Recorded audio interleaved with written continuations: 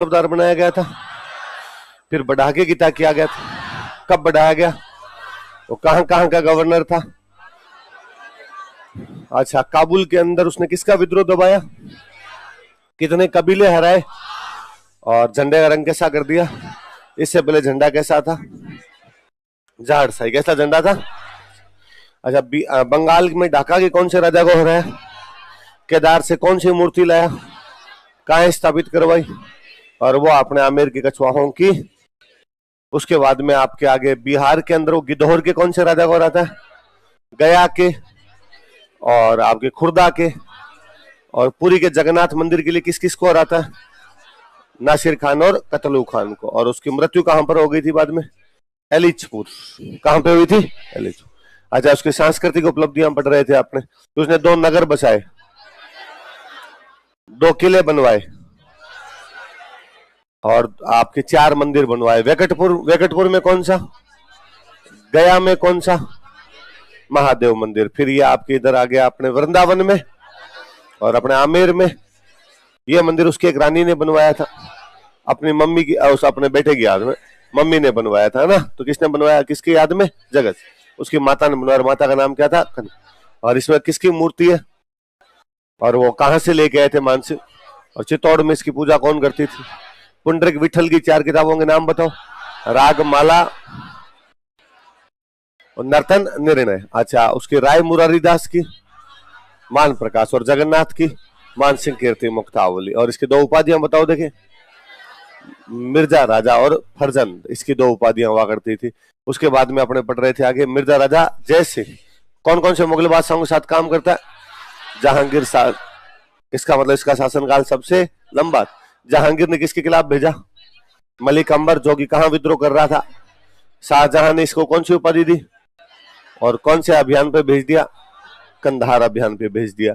उसके बाद में आपके इधर आपके आ गया औरंगजेब, और इसने किसी खिलाफ भेजा, शिवाजी के साथ कौन सी संधि की, पुरंदर की संधि किस साल हुई, संधि का कौन सा इटालियन वर्णन करता है, निकोलो मनुची, अपनी कौन सी पुस्तक में, स्टोरियो दो मोगोर। और बाद में इसकी मृत्यु कहां पर हुई थी, बुरहानपुर। और इसने एक कस्बा बसाया था वहां पे, जयसिंहपुरा। अपने यहाँ पे किला बनाया था जयगढ़। पहले इस जगह क्या बोलते थे, चील का टोला। बिहारी जी की बुक कौन सी थी, बिहारी सतसई। राय कवि की बुक कौन सी थी, जयसिंह चरित्र। और बिहारी जी के भांजे कौन थे, कुलपति मिश्र। उन्होंने कितनी किताबें लिखी थी, 52। और इनसे जानकारियां क्या मिलती है, सवाई जयसिंह कितने मुगल बादशाहों के साथ काम कर गया, आजम मुअज्जम की लड़ाई में किसका साथ दिया, फिर मुअज्जम ने यहाँ हमला करके राजा किसको बना दिया, और आमेर का नाम बदल के। फिर ये कौन से समझौते में शामिल हुआ, देवबारी समझौते के बाद कौन सा युद्ध हुआ, सांबर युद्ध में कौन कौन 2 राजा मिल के आए, कौन से मुगल सेनापति को मारा, और कौन सी झील पे जॉइंट कंट्रोल हो गया था। भरतपुर में 2 भाई कौन कौन लड़ रहे थे, मोहकम सिंह और बदन सिंह। इसने किसका साथ दिया, किसको हराया वहां पे, मोहकम सिंह। तो बदन सिंह को क्या जागीर मिली, कौन सी उपाधि मिली, मुगल बादशाह कौन था उस टाइम, तो मोहम्मद शाह रंगीला ने इसको कौन सी उपाधि, राज राजेश्वर की उपाधि दी। बाद में हमने पढ़ा कि इसको मुगलों ने मालवा का गवर्नर बनाया था, कितनी बार, तो मालवा में मुगलों की तरफ से किससे लड़ा, मराठों से। कौन कौन से युद्ध हुए, पील सूद, मंदसौर और रामपुरा। पील सूद के अंदर ये जीता, बाकी दोनों के अंदर ये हार गया। फिर इसने मराठों के साथ एक समझौता किया था, धौलपुर समझौता। कौन से पेशवा के साथ, कौन सा मुगल बादशाह ये समझौते करवा रहा था, मोहम्मद शाह रंगीला। मैंने कहा था उसकी लड़ने की हिम्मत नहीं थी, वही करवा रहे थे सब। चल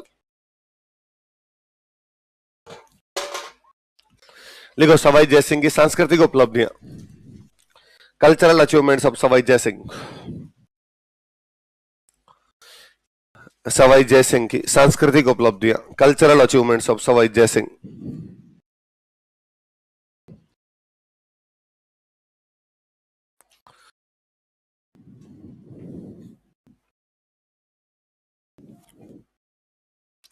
सवाई जयसिंह ये डिसाइड कर रहा है कि आजम और मुअज्जम में से राजा कौन बनेगा। सवाई जयसिंह ये डिसाइड कर रहा है कि मोहकम सिंह और बदन सिंह में से राजा कौन बनेगा। वो ये डिसाइड कर रहा है कि दलेल सिंह और उमेद सिंह में राजा कौन बनेगा, पढ़ा था हमने। वो ये डिसाइड कर रहा है कि मालवा में मुगल रहेंगे या मराठे रहेंगे। वो ये बंदा डिसाइड कर रहा है कि गंगवाना के युद्ध में अभय सिंह जीतेगा या जोरावर सिंह जीतेगा। वही बंदा ये डिसाइड कर रहा है कि मुगलों और मराठों के बीच में समझौता कौन सा होगा। वो बंदा ये डिसाइड कर रहा है कि मराठों के राजपूत राजाओं के बीच में जो कलेश चल रहा है उसके लिए अपने को समझौता कौन सा करवाना, हुरडा सम्मेलन करवाता। पढ़ा था? इसका मतलब इंपॉर्टेंट बंदा तो है। की पिन हो रखा है चारों तरफ के, सेंटर के अंदर कौन आ रखा है? सवाई जय सिंह। तो लोगों ने कहा कि साहब आपसे बड़ा तो राजा ही कौन है, हर युद्ध करना हो तो कौन जाए? सवाई जय सिंह। समझौता करना हो तो भी कौन जाए? सवाई। तो आप तो साहब बहुत बड़े राजा हो और आपको तो अब यज्ञ कर लेना चाहिए, अश्वमेध। क्या कर लेना चाहिए? वैसे आप भगवान राम के वंशज हो और भगवान राम ने कौन सा यज्ञ करवाया था? अश्वमेध। तो आपको भी क्या कर लेना चाहिए? अश्व। तो कोई अंतिम हिंदू राजा जिसने अश्वमेध यज्ञ करवाया था वो राजा कौन था? याद रहेगी बात? लिख लो। अश्वमेध यज्ञ का आयोजन करवाया था। ही गॉट परफॉर्म्ड अश्वमेध यज्ञ। थोड़ी आवाज बढ़ाओ, देखिए वहां से आवाज कम हो रही है। अश्वमेध यज्ञ का आयोजन करवाया था। ही गॉट परफॉर्म्ड, बस ठीक है। अश्वमेध यज्ञ, अश्वमेध यज्ञ का आयोजन करवाया था। ही गॉट परफॉर्म्ड अश्वमेध यज्ञ, अश्वमेध यज्ञ का आयोजन करवाया था। कौन से यज्ञ का आयोजन करवाया? आप जानते हो सारा अश्वमेध के बारे में। अश्व का मतलब क्या होता है? घोड़ा। एक घोड़ा छोड़ दिया जाता है, घोड़ा जहां जहां से गुजर जाएगा वो जमीन उस राजा की, और यदि किसी ने घोड़ा पकड़ लिया तो उस आदमी के साथ क्या करना पड़ेगा? युद्ध। यही मतलब होता है। ये जो यज्ञ हुआ था, तो इस यज्ञ करने वाले जो पुरोहित थे, पुरोहित समझ गए? पंडित जी जिन्होंने यज्ञ करवाया था उनका नाम था पुंडरीक रत्नाकर। क्या नाम था? लिख लो। पुरोहित, पृष्ठ, पुंडरीक रत्नाकर, पृष्ठ लिख लेना।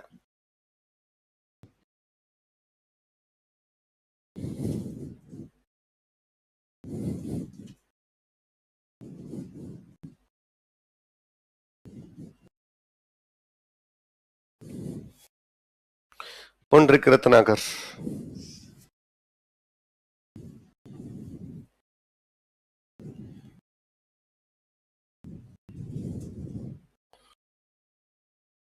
कौन है? पुंडरीक रत्न। इस यज्ञ के घोड़े को पकड़ने वाला जो बंदा था उसका नाम था दीप सिंह कुंभाणी। क्या नाम था? लिखो। दीप सिंह कुंभाणी ने यज्ञ का घोड़ा पकड़ा था। Deep Singh Kumbhani arrested horse of यजना।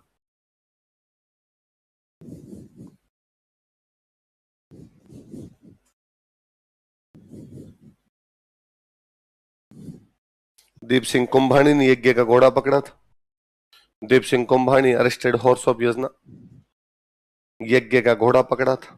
किसने पकड़ा? दीप सिंह कुंभाणी। छोटे थे, घरों में कहानियां सुनते, तो अश्वमेध यज्ञ कहानियां बहुत बचपन में सुन ली थी कि भगवान राम ने अश्वमेध यज्ञ करवाया था।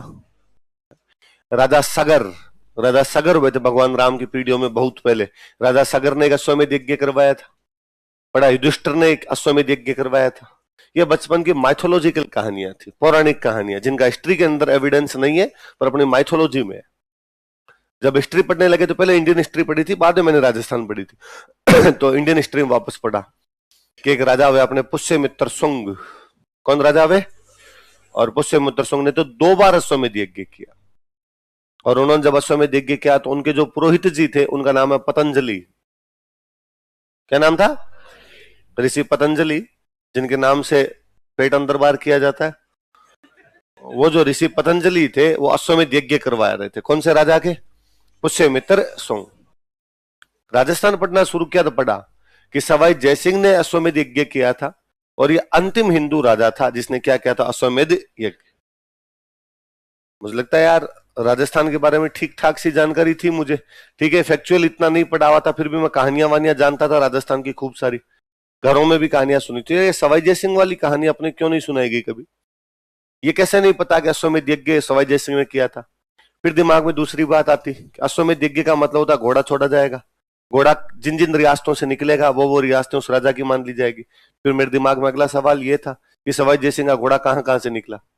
उससे भी भयंकर सवाल यह था कि अपने बीकानेर की तरफ आया कि नहीं आया, और यदि अपने बीकानेर की तरफ आया था तो इतना कौन बेलखना राजा था जो घोड़ा पकड़ ही नहीं सका? ज्यादा ज्यादा मर जाते, हार जाते, पर घोड़ा तो पकड़ ही सकते थे।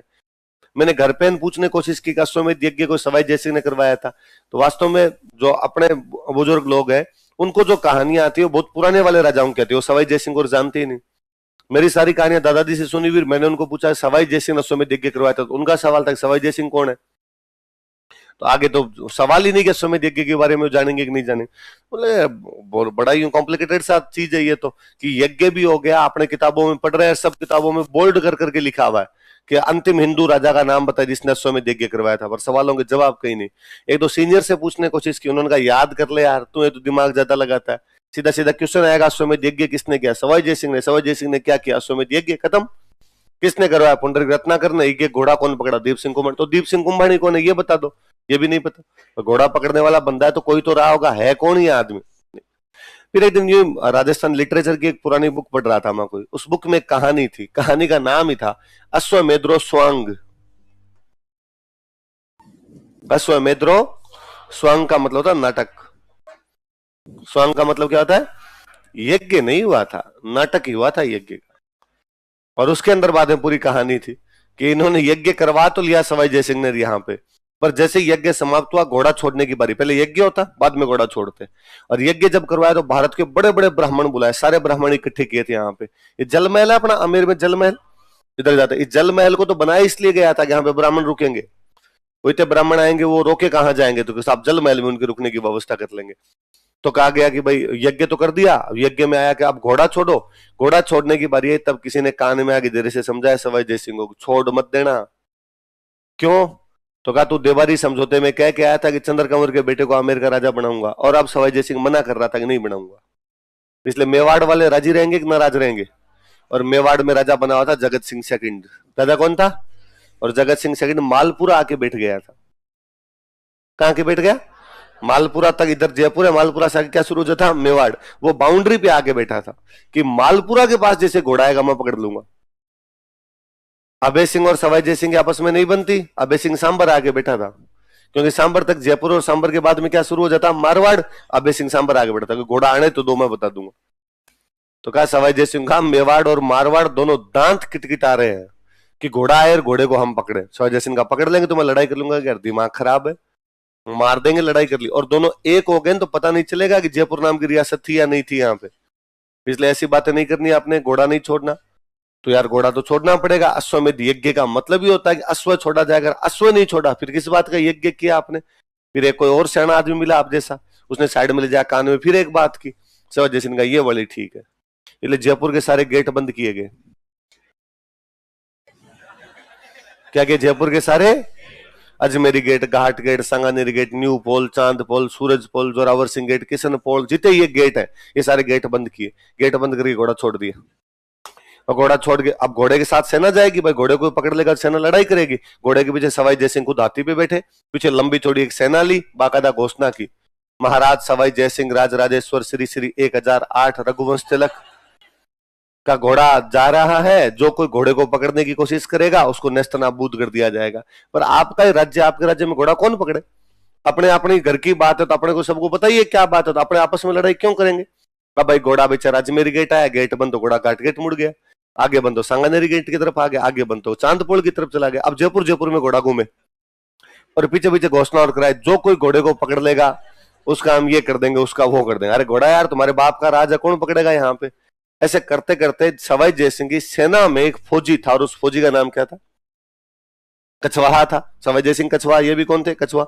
राजा की सेना में राजा की खुद के लोग हुआ करते थे ज्यादातर, राजा दूसरों पे कम भी विश्वास किया करता। कछवाहा था, इसको बेचारे को बहुत बुरा लगा। इनके परिवार, ये कुंभाणी परिवार था, एक कुंभाणी परिवार के 25 लोग सेना में थे। कितने लोग सेना में थे, 25। और इसको बुरा लगा, इसको लगा कि यार अपने कुश के वंशज हैं, और राम जी वाला घोड़ा लव कुश ने पकड़ा था, और लव कुश ने उस दिन लंका लगा दी थी। भरत, शत्रुघ्न, लक्ष्मण, हनुमान जी, सुग्रीव, अंगद जो आए थे इन सबको कूट कूट के भगाया था उस दिन लव कुश ने। और उस दिन तो राम जी को बता देते वो क्या चीज है, वो तो माँ सीता खुद बीच में आ गए थे, और माँ सीता ने कह दिया था अरे डैडी है तुम्हारा, तो अच्छा डैडी है क्या, तब रुके थे वो जाके, वरना उस दिन वो इन पे भी भारी पड़ जाते। यार एक अपने कहा कुश के वंशज है जिन्होंने यज्ञ का घोड़ा पकड़ के क्या युद्ध किया था, एक अपने ये रघुवंश तिलक जो हाथी के ऊपर बैठा बैठा कह रहा है कि जो कोई घोड़े को पकड़ेगा उससे युद्ध करूंगा। अरे कौन पकड़े यार तुम्हारे घोड़े को। यूं घूमते घूमते घूमते घूमते उसका जब खुद का घर आया तो उसे रहा नहीं गया, उसने घोड़ा पकड़ा और अपनी हवेली में घुस गया। अपने 25 भाई उसके आसपास ही खड़े थे, भाई भतीजे चाचा ताऊ आपस के जो लोग थे उनको उसने इशारा किया जाओ सब बाहर आ जाओ, सारे के सारे अंदर घुस गए। अच्छा, सवाई जय सिंह के जो मंत्री संतरी थे उनको लगा पानी वानी पिलाने के लिए लेके जा रहा होगा, तो उनका अरे अरे अभी तो इसको प्यास ही नहीं लगी, और एक बार दोस्त ने मैं प्यास बुझा दूंगा तुम्हारी सब्जी, मांगता हूँ शर्म नहीं आई रहे, सुबह लगे थे करने के लिए, जो कोई घोड़ा पकड़ लेगा ये पकड़ लिया, और जो कुछ करना हो ना वो कर लेना।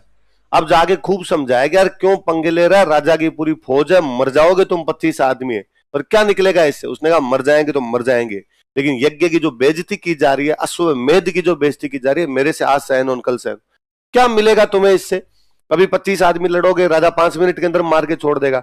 उसने कहा मिलेगा नहीं मिलेगा ये तो पता नहीं, लेकिन एक दिन फाउंडेशन बेच में मेरे नाम पर 5 मिनट चर्चा होगी कि यज्ञ का घोड़ा किसने पकड़ा था। वो 25 आदमी लड़ते हैं, सवाई जय सिंह मार देता है, घोड़ा वापस लेके जाते हैं, ये यज्ञ है। और किसी को नहीं बताना आपने। किताबों में जब लिखा था अंतिम हिंदू राजा का नाम बताया इसने, तो एक बार अपने सीना चौड़ा करना है कि लास्ट राजा हमारे जयपुर का था जिसने क्या किया था, अश्वमेध। पर मन ही मन सोचना है पंगा है, लोचा है, गंभीर वाला, यहाँ पे याद रहेगी बात, आगे मत बताना, अपने घर की बेइज्जती है। सवाई जय सिंह बेहद इंटेलिजेंट थे, मेरे कभी नहीं समझ में आया कि वो ऐसा डिसीजन ले कैसे गए। आप आगे सवाई जय सिंह के काम देखोगे तब लगता है कि यार सवाई जय सिंह से इंटेलिजेंट आदमी उस टाइम पूरी दुनिया में नहीं हुआ था, पर ये उस चक्कर के अंदर ही आ गया बंदा, ऐसे कांड कर गया कि स्थापत्य कला में खूब सारे विकास करवाए थे। हेडिंग डालो, स्थापत्य कला, आर्किटेक्चर,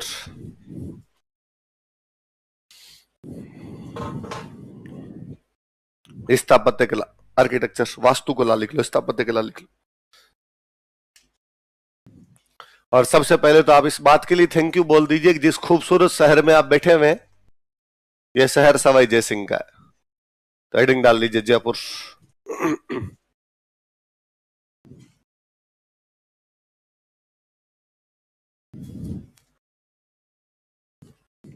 तो जयपुर की स्थापना किसने की थी? जब बसाया गया था तब इसका नाम रखा गया था सवाई जयनगर। क्या नाम रखा गया था? सवाई जयनगर इसका नाम हुआ करता। पर इतना लंबा नाम लोगों से लिया नहीं जाता कि यार सवाई जयनगर, इतना लंबा नाम कौन ले, इसलिए शॉर्ट किया इसका नाम, और इसका नाम रखा गया जयपुर। क्या नाम रखा गया? इसलिए आज दिन तक अपने गांव वाले इसको जयपुर ही बोलते हैं, क्योंकि इसका नाम जयपुर है। नाम ही क्या था इसका? जय। और ये सीधा समझता हूं, जिसको आप जय बोलते हो ना, तो अपने राजस्थानी भाषा में ये होता ही नहीं था, इसको अपने बोलते ही ये थे। और आप अभी भी सुनना, यदि किसी बंदे का नाम होता है जय सिंह, तो अपने गांव में बोलेंगे जैसी जैसी, जय सिंह जैसी जैसी बोलेंगे उसको, तो वो जय ही होता है अपने लिए। जय पूरा अपने से लिया ही नहीं जाता था ना, तो और पुर वाला पर बना दिया करता। तो राजस्थानी में जैसे बोलते हैं वैसे लिख लिया करते, इसलिए इसका नाम ही क्या हुआ करता था? जय।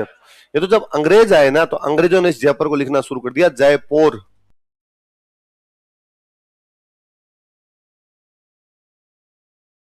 क्या लिखना शुरू कर दिया था?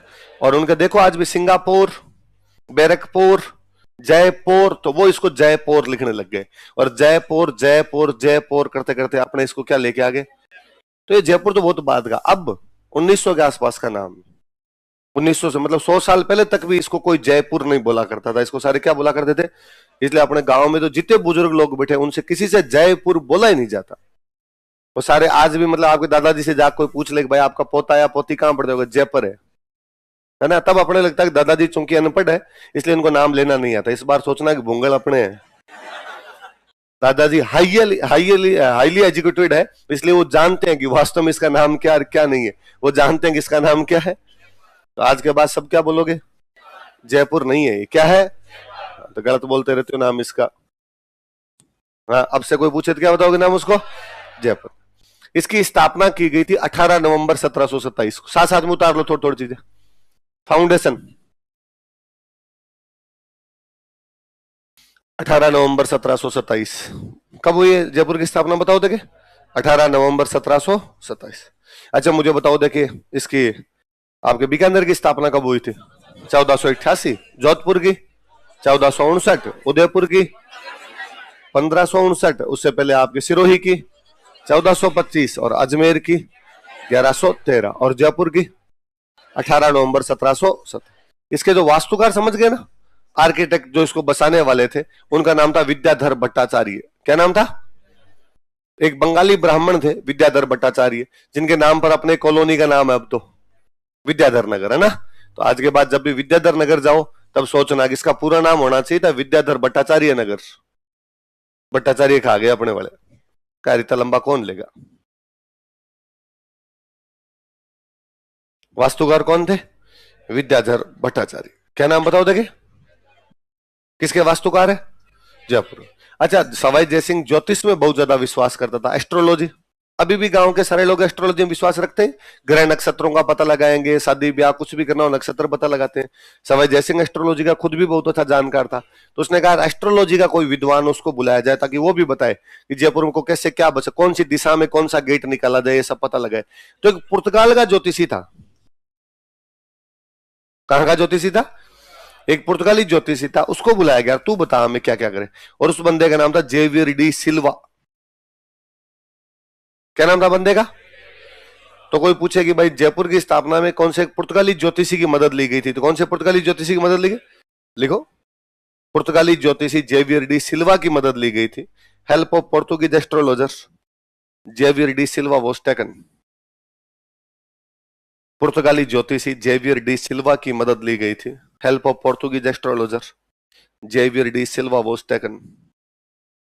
किसकी हेल्प ली गई थी बताओ देखे? Xavier de Silva. कहां का था जेवियर डी सिल्वा? पोर्चुगल का ना, पुर्तगाल का था। ये डी पुर्तगाल वाले लगाते हैं, आप उनके नाम ही देख लो, वास्को डी गामा, है ना, Alfonso de Albuquerque, Jonathan de Costa, Nino de Cunha, उनके डी बीच में लगता ही है। मुझे लगता है जैसे अपने नाम के बीच में लगाते हैं राम कुमार सिंह, वैसे वो क्या लगा लेते हैं कि मान लो मैं पुर्तगाल में होता तो मेरा नाम होता राजवीर डी चढ़ कोई, तो वो डी बीच में लगा देते हैं अपने। तो नाम क्या हो गया इस बंदे का? जेवियर डी सिल। तो वास्तुकार तो कौन था? विद्याधर भट्टाचार्य। और एक ज्योतिषी कौन बुलाया गया था?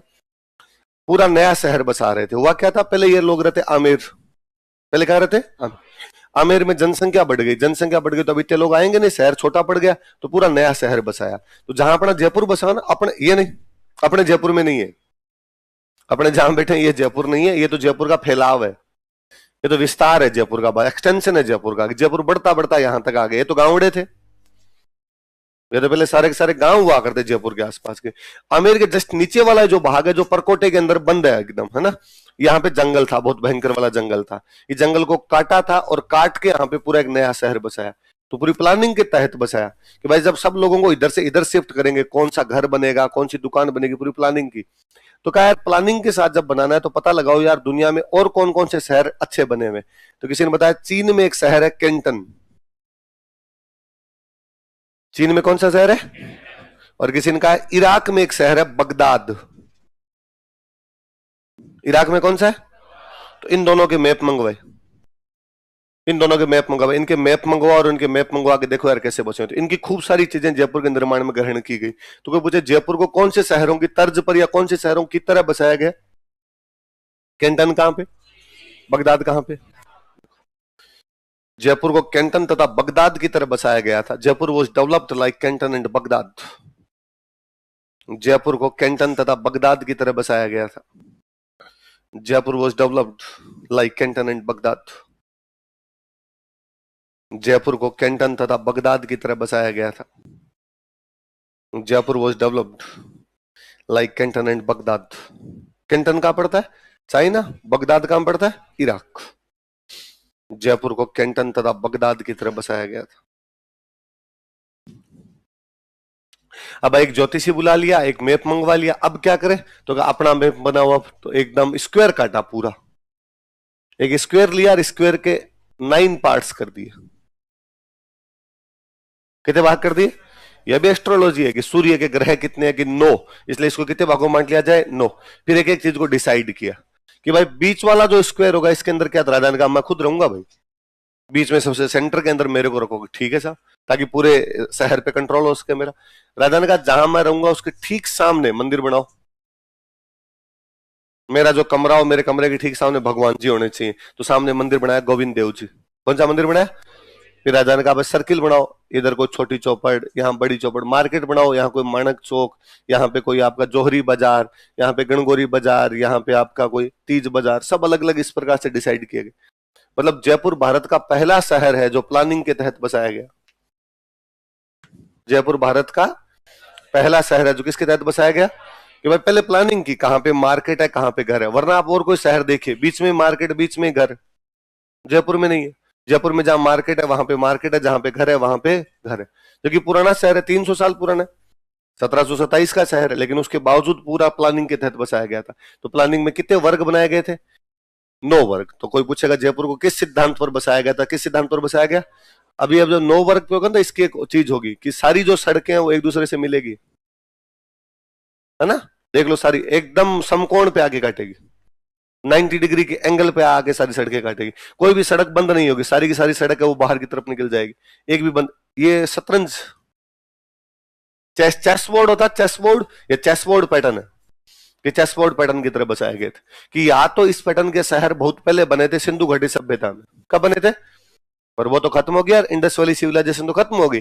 उसके बाद मॉडर्न इंडिया के जितने भी शहर है, इनके अंदर यदि कोई शहर प्लानिंग के तहत बसाया गया, वो शहर कौन सा है? जयपुर है। तो लिख लो, जयपुर को 9 वर्गों के सिद्धांत पर बसाया गया था। Jaipur was developed on theory, on 9 square theory, on basis of 9 square theory.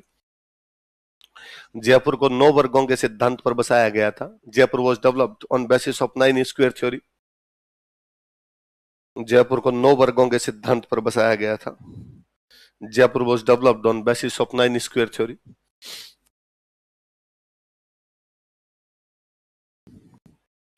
Jaipur Bharat का पहला आधुनिक एवं नियोजित शहर है। नियोजित मतलब प्लान है ना, नियोजन का मतलब प्लान होता है। जयपुर भारत का पहला आधुनिक एवं नियोजित शहर है। Jaipur is first modern and planned city of India. Jaipur is first modern and planned city of India. Jaipur Bharat का पहला आधुनिक एवं नियोजित शहर है। Jaipur is first modern and planned city of India. Jaipur Bharat का पहला आधुनिक एवं नियोजित शहर है। पहला आधुनिक एवं नियोजित शहर है कौन सा? जयपुर जो है वो भारत का पहला आधुनिक शहर, और पहला क्या है? नियोजित। नियोजित समझ गए?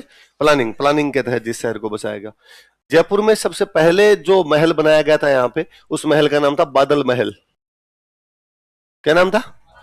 अच्छा, मैंने बताया कि पहले यहाँ पे क्या हुआ करता था? जंगल, जंगल होता था, राजा इसमें शिकार खेलने के लिए आया करते।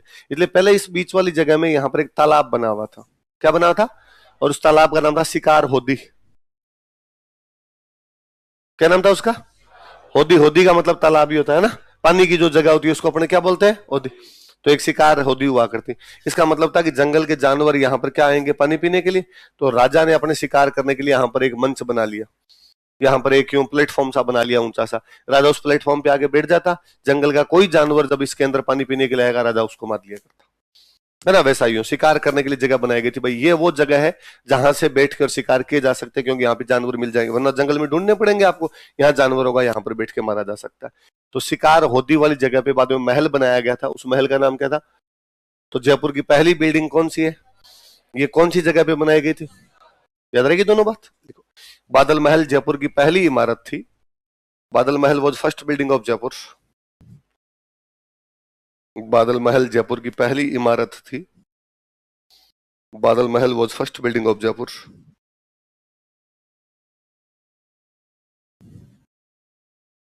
पहले इसे शिकार होदी कहा जाता था। Earlier it was called as Shikar Hodi. पहले इसे शिकार होदी कहा जाता था। Earlier it was called as Shikar Hodi. कौन सी जगह को? बादल महल वाली जगह को। Earlier it was called as Shikar Hodi. पहले इसे शिकार होदी कहा जाता था। क्या बोलते इसको? शिकार होदी कहते। एक राइटर हुआ था बख्त राम शाह। क्या नाम है राइटर का? और इसने एक बुक लिखी, उस बुक का नाम है बुद्धि विलास। नाम बोलो देखिए बुक का। इस किताब के अंदर जयपुर की स्थापना का आंखों देखा वर्णन है कि जयपुर जब बन रहा था तो उसने डेली आज क्या काम हुआ, किस प्रकार से हुआ, कितने रुपए लगे, कौन मिस्त्री आए, कैसे बनाया था, अगला क्या करेंगे, ये सारा यदि किसी बुक के अंदर है तो बुक में कौन सी है? कोई पूछेगा जयपुर की स्थापना का वर्णन कौन सी पुस्तक करती है? बुद्धि विलास, जो कि किसके द्वारा लिखी गई थी? लिख लो, बख्त राम शाह की पुस्तक बुद्धि विलास से। बुक बुद्धि विलास ऑफ बख्त राम शाह। बख्त राम शाह की पुस्तक बुद्धि विलास से। बुक बुद्धि विलास ऑफ बख्त राम शाह। बख्त राम शाह की पुस्तक बुद्धि विलास से। बुद्धि विलास से।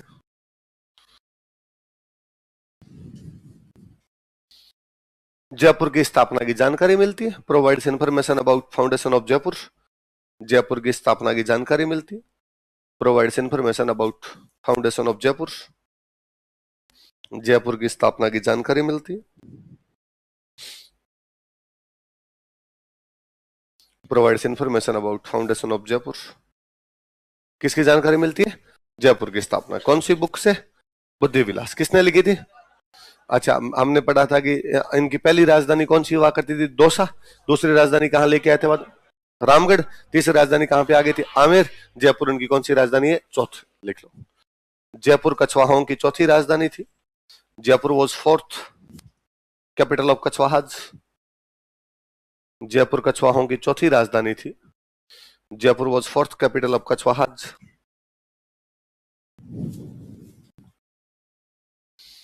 और जयपुर वाकई बहुत सुंदर शहर है। अपने अपने मुंह से तारीफ करें तब तो फिर भी कोई ना माने, लेकिन 2019 में तो ऐसा यूनेस्को ने मान लिया।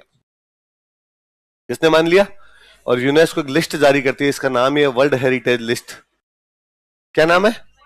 और इसमें कोई अपने राजस्थान का शहर शामिल किया गया, तो शहर कौन सा है? कब शामिल किया गया? लिखो 2019 ईस्वी में, इन 2019 एडी, 2019 एडी, 2019 ईस्वी में जयपुर यूनेस्को ने जयपुर को विश्व विरासत सूची में शामिल किया था। यूनेस्को ने जयपुर को विश्व विरासत सूची में शामिल किया था। UNESCO included Jaipur in world heritage list.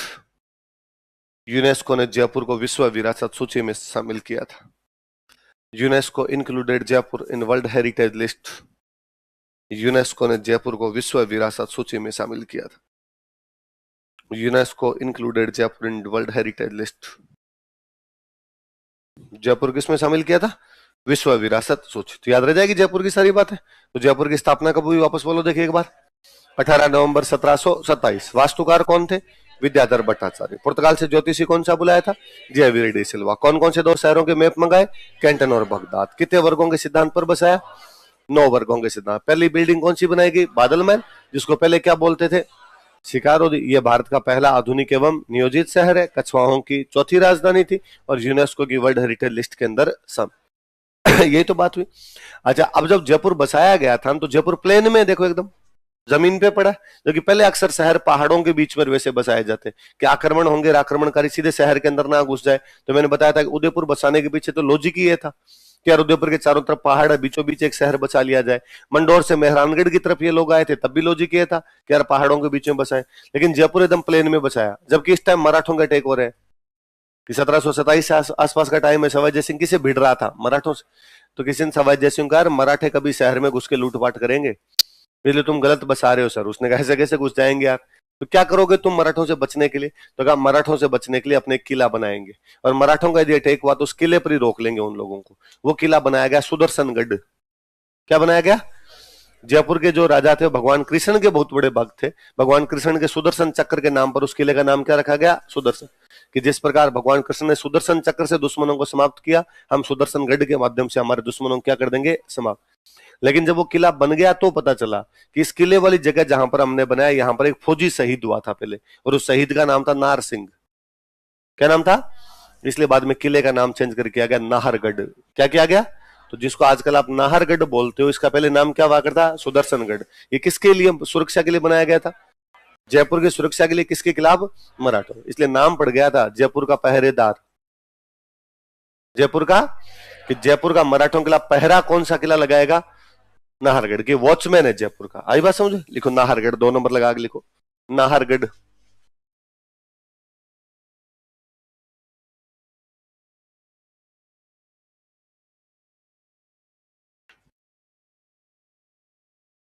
Nahargarh. यह किला मराठों के खिलाफ सुरक्षा के लिए बनाया गया था। This fort was constructed for security against Marathas. यह किला मराठों के खिलाफ सुरक्षा के लिए बनाया गया था। This fort was constructed for security against Marathas. यह किला मराठों के खिलाफ सुरक्षा के लिए बनाया गया था। This fort was constructed for security against Marathas. मराठों के खिलाफ सुरक्षा के लिए बनाया गया था। किसके खिलाफ सुरक्षा के लिए बनाया गया था?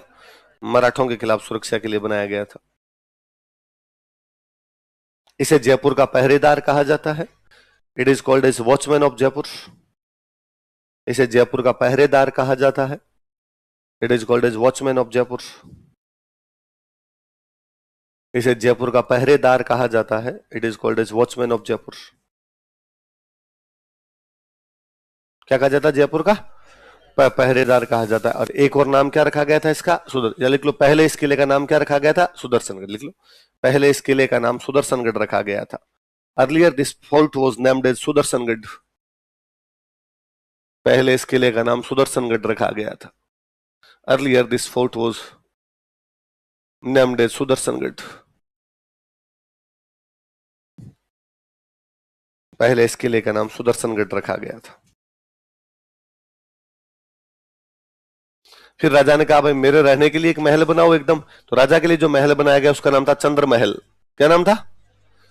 आजकल वो सिटी के बीचों बीच है इसलिए आप बोलते हो सिटी पैलेस। तो जिसको आजकल आप सिटी पैलेस कहते हो इसका वास्तव में पहले नाम क्या रखा गया था? लिख लो, 3 नंबर लगा के लिख लो, चंद्र महल या सिटी पैलेस।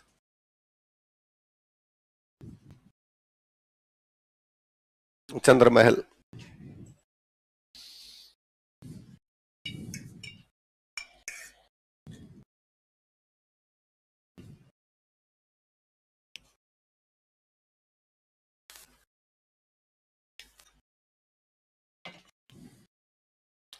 राजा जयसिंह की एक रानी थी, उस रानी का नाम था चंद्र कंवर। नाम था, जो कि मेवाड़ की सिसोदिया थी। क्या थी? मेवाड़ की। तो उसको जब लेके आए तो उसके लिए महल बनाया गया। तो दिल्ली वाली रोड पे आपके महल है सिसोदिया रानी का महल। कौन सा महल है? तो रानी चंद्र कंवर सिसोदिया थी, उसके लिए बनाया, इसलिए नाम ही क्या होगा उसका? लिख लो, सिसोदिया रानी का महल, सिसोदिया रानी पैलेस। ये घाट की गुणी क्रॉस करते बाहर निकलते। हाँ, तो सिसोदिया रानी का बाग इसीलिए कि बाग के बीच में महल है।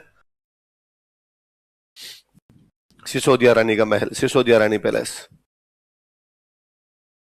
तो खुद के लिए तो कौन सा बनवा लिया? चंद्र महल। और चंद्र कंवर के लिए कौन सा बनवाया गया? सिसोदिया रानी का महल। फिर मैंने अभी बताया कि अश्वमेध यज्ञ करवा, उसके लिए पंडित जी बुलाया गया। उन पंडित जी के लिए कौन सा बनाया गया था आपका? जल महल। लिखो, जल महल। इंग्लिश में भी जल महल ही लिखना, जल महल। लेक पैलेस कर ले आप फालतू में। जल महल, इसको जल महल ही कहते हैं अपने वाले को। वो जो झील है, जिस झील के अंदर बना हुआ, उस झील का नाम है मानसागर। कौन सी झील है वो? लिख लो, यह है मानसागर झील में स्थित है। It is located in lake Mansagar.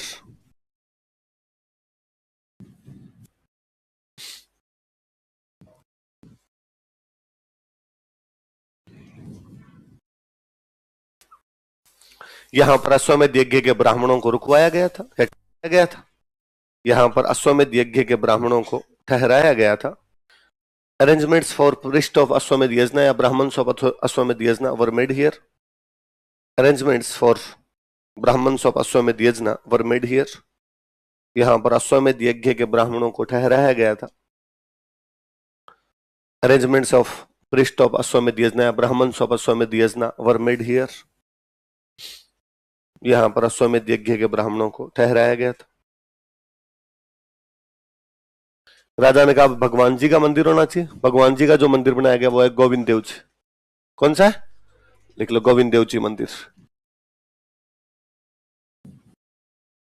Govind Dev ji temple, Govind Dev जी मंदिर, गोविंद देव जी टेम्पल। बंगाल को किसी टाइम में बोला करते गोड़। क्या बोला करते थे? बंगाल का पुराना नाम क्या था? गोड़। और गोड़ के अंदर एक संत हुए, जिन संत का नाम था चैतन्य महाप्रभु। क्या नाम था संत का? भगवान कृष्ण के एक भक्त हुए बंगाल में, जिनका नाम क्या था? चैतन्य महाप्रभु। बंगाल को क्या बोलते? गोड़। इसलिए इनके बाद में इनके चेले चपाटे आगे हो गए, इनका पूरा संप्रदाय बन गया। चैतन्य महाप्रभु क्या बन गया? संप्रदाय। जो इनकी तरह किसकी पूजा करते? भगवान कृष्ण की। अब इनका जो संप्रदाय बना वो कहां से शुरू होगा? गोड़ से। इसलिए संप्रदाय का नाम था गोड़िए। संप्रदाय का नाम क्या था? और ये गोड़िए संप्रदाय वाले किसकी पूजा करते हैं?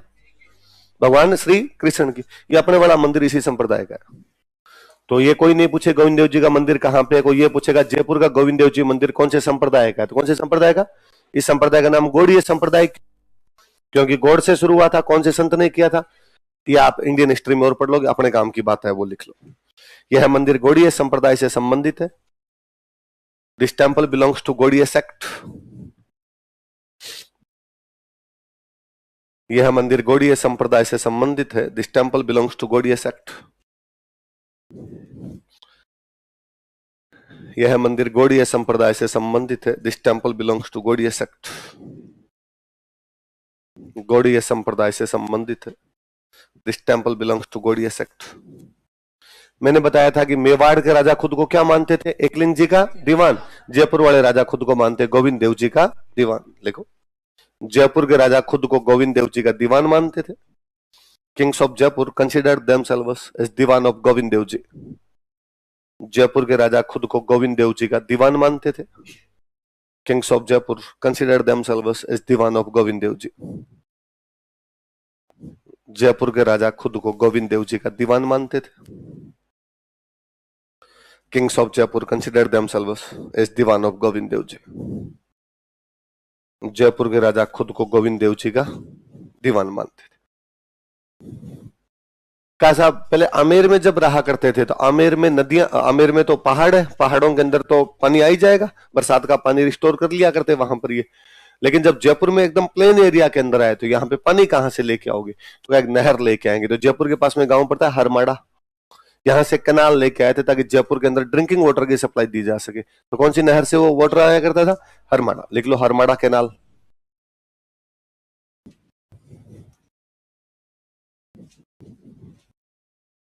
हरमाड़ा नहर, हरमाड़ा कैनाल। आगे लिख लो, जयपुर में पेय जल की आपूर्ति के लिए, for drinking water supply in Jaipur. Jaipur में पेय जल की आपूर्ति के लिए, for drinking water supply in Jaipur. Jaipur में पेय जल की आपूर्ति के लिए, for drinking water supply in Jaipur. और फिर भाई इस बंदे की इंटेलिजेंस यदि आपको देखनी हो तो इस बंदे की इंटेलिजेंस दिखती है जंतर मंतर। कहां पे दिखती है? तो 8 नंबर लगा के लिखो, जंतर मंतर।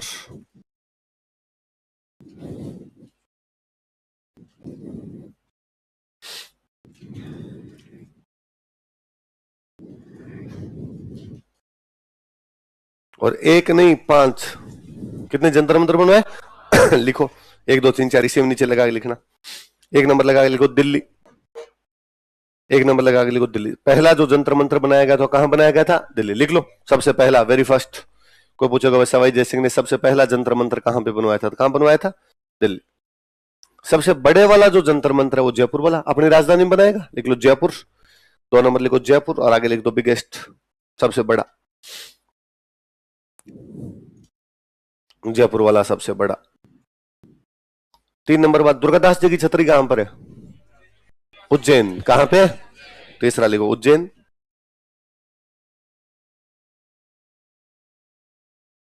तीसरा कहां पर है? बात 2 आपके यूपी के अंदर बनाए गए, मथुरा और काशी। कहां कहां बनाए गए? मथुरा। काशी को आजकल बोलते हो वाराणसी, तो वाराणसी लिख लो, बनारस लिख लो, काशी लिख लो, जो भी लिखना चाहो वो लिख लो। काशी, वाराणसी या बनारस, जहां से भाई खुद चुनाव लड़ता है।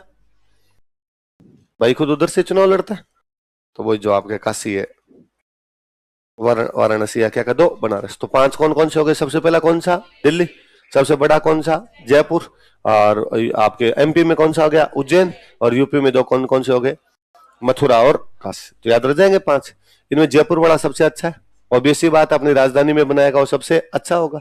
2010 में यूनेस्को ने कहा कि ये भी वर्ल्ड हेरिटेज साइट है, यूनेस्को की विश्व विरासत सूची में। ये भी इस आदमी की इंटेलिजेंस है, क्या 300 साल बाद में भी दुनिया मान रही कि यार उसने उस टाइम क्या क्या चीजें बना दी, कि उसका पूरा शहर जो है वो किसके अंदर आ गया? विश्व विरासत सूची में। उसका जंतर मंतर भी किसमें आता है? विश्व विरासत सूची। विरासत का मतलब है इन चीजों को संभाल के रखनी है, ऐसी दोबारा नहीं बनेगी। तो लिखो 2010 ईस्वी में, इन 2010 एडी, 2010 एडी, 2010 ईस्वी में यूनेस्को ने जयपुर के जंतर मंतर को विश्व विरासत सूची में शामिल किया था। UNESCO included Jantar Mantar of Jaipur in world heritage list. UNESCO ने जयपुर को विश्व विरासत सूची, जयपुर के जंतर मंतर को विश्व विरासत सूची में शामिल किया था। UNESCO included Jantar Mantar of Jaipur in world heritage list. Jaipur के जंतर मंत्र को विश्व विरासत सूची में शामिल किया था? यूनेस्को इंक्लूडेड जंतर मंत्र of Jaipur in world heritage list. किसने शामिल किया? यूनेस्को ने। कब किया? 2010। किसमें किया? विश्व विरासत सूची में। किसको? जयपुर का अच्छा, एक तो इसका नाम देखो, आप क्या नाम लिखा हुआ है? जंतर मंत्र। जंतर मंत्र नाम से तो ये लगता है इसे बंगाली जादू सिखाते हैं, है ना? कोई मंत्र सिखाते होंगे, कोई जंतर जादू टाइप का कुछ सिखाते होंगे ना। वास्तव में इसका नाम है यंत्र मंत्र। नाम क्या है इसका? एक तो मैंने कहा था कि अपने वालों से यह तो बोलना ही नहीं आता अपने को, तो यह को अपने बोलते थे जय। क्या बोलते? बंदे का नाम होना चाहिए यशवंत, अपने कहते हैं जसवंत। जसवंत बोलते हैं अपने, जसवंत नाम ही नहीं होता एग्जैक्टली। हिंदी वाला जो नाम होता है वो तो क्या होता है? यशवंत। अपनी भाषा में यह था ही नहीं है कि जगह क्या था? जय। वो तो है ना कि यज्ञ के अंदर जो बैठता है उसको बोलते हैं यज्ञमान। क्या बोलते हैं? यज्ञमान। अपने कहते हैं जजमान, कि हमारा जजमान है। जजमान क्या शब्द होता है? वो शब्द होता है यज्ञमान। जो यज्ञ का मान करे वो आदमी कौन है? यज्ञमान। पर अपने उसका क्या बना लिया? जजमान। तो वैसे यंत्र का अपन ने क्या बना दिया? तो यंत्र, यंत्र का मतलब समझ गए? उपकरण, इंस्ट्रूमेंट, मशीन। मशीन हो गया। मंत्र का मतलब होता है काउंटिंग। मंत्र का मतलब क्या होता है? काउंट करना, कुछ गिनना। तो यंत्र मंत्र का मतलब क्या हुआ? कि काउंट करने की मशीन। क्या काउंट करने की मशीन? कि सूर्य ग्रहण कैसे होता है, चंद्र ग्रहण कैसे होता है, सूर्य से टाइम कैसे नापोगे, चांद से टाइम कैसे नापोगे, पानी से टाइम कैसे नापोगे, आपका वायु दाब कैसे नापा जा सकता है, ग्रह नक्षत्रों की दिशा कैसे नापी जा सकती है। ऐसे खूब सारे यंत्र रखे हुए। और सवाई जयसिंह कितना इंटेलिजेंट था, इस बात का पता तब चलता है जब आप भले एमएससी मैथमेटिक्स हो, भले एमएससी फिजिक्स हो, और उसके बावजूद जंतर मंत्र की एक भी मशीन आपके समझ नहीं आती। कि आप जंतर मंत्र जाओ तो आपके समझ में नहीं आता अरे मशीन काम कैसे करती होगी। आपको गाइड को पूछना ही पड़ता है कि मशीन कौन सी है, कैसे काम करती है। तब लगता है कि आज के 300 साल पहले एक आदमी मशीनें बना के गया था। उस समय यदि कोई नोबेल पुरस्कार मिले होते तो फिजिक्स के सारे नोबेल सवाई जयसिंह अकेला जीत जाता। इतना इंटेलिजेंट आदमी रहा था वो। आप सूर्य ग्रहण चंद्र ग्रहण के बारे में आज भी है ना, गांव के अंदर पूछ ले, गांव में पंडित जी पहले दिन आगे बता के जाते हैं कि काल ग्रहण है, कल क्या होगा? ग्रहण, कल ग्रहण होगा। पंडित जी यूं ऐसी जानकारी देते हैं। मंदिरों से कहा जाता है कल ग्रहण है भाई, घरों के अंदर रहे, बाहर ना निकले ग्रहण के टाइम में, दान पुण्य करें। तो पंडित जी को पूछा जाए भाई दान पुण्य क्यों करें ग्रहण के दिन? तो पंडित जी कहते हैं धरती पे बाहर है, धरती पे बाहर बढ़ गया इसलिए छाया पड़ती है धरती पे, इसलिए सबको क्या करने चाहिए? दान पुण्य।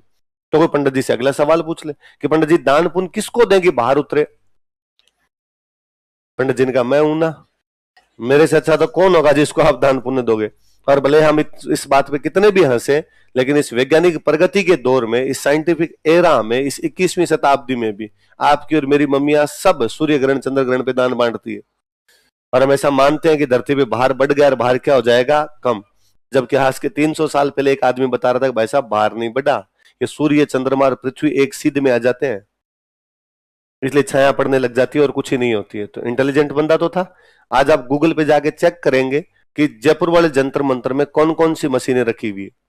देख के नहीं आया पर गूगल पे तो चेक कर ही सकते हैं। आपको यंत्रों के नाम मिलेंगे, नाभि वलय यंत्र, सम्राट यंत्र, राम प्रकाश यंत्र, जयप्रकाश यंत्र, दिगंतास यंत्र, उनतास यंत्र। और सब में देखना हो क्या क्या काम करती है। कल मैं चेक करूंगा कौन कौन लिख के लाए। कर लोगे इतना तो? चलो आगे लिखो। साहित्य लिटरेचर।